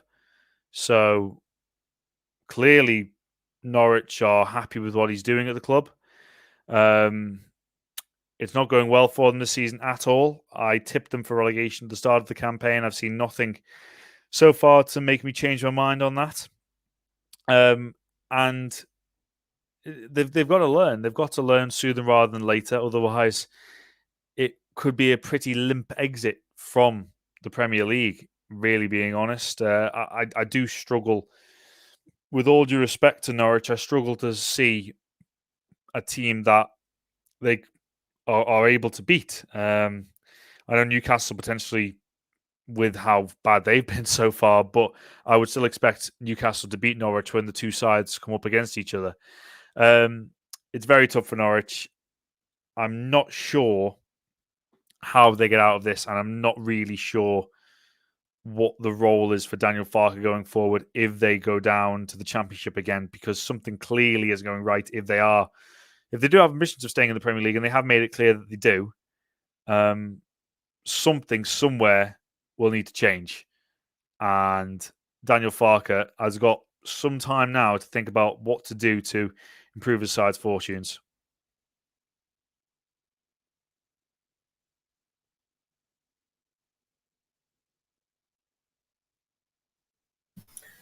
Absolutely, Chris. Absolutely, my friend.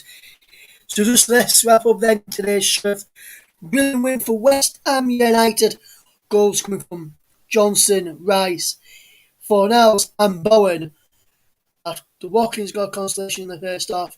For 10 men, Aston Villa got Ezra Konsa sent off in the second, all following a VAR review. A big thank you to Chris Coughlin for excellent coverage and commentary on the game today, and he's at the end of those with those questions.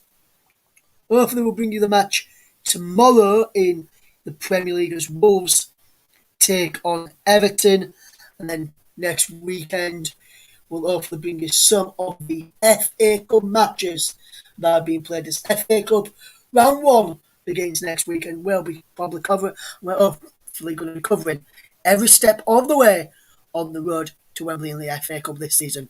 With the team at the Commentary Hub and our partner channels Storm FM, JB Sports, J-DAC Football, and Commentary Hub 2, Twitter, Facebook, and Twitch as well. Thank you very much for listening. To those who have listened today, thank you very much as well from myself and from Chris and all the team here at the Commentary Hub. Thank you very much. Good night.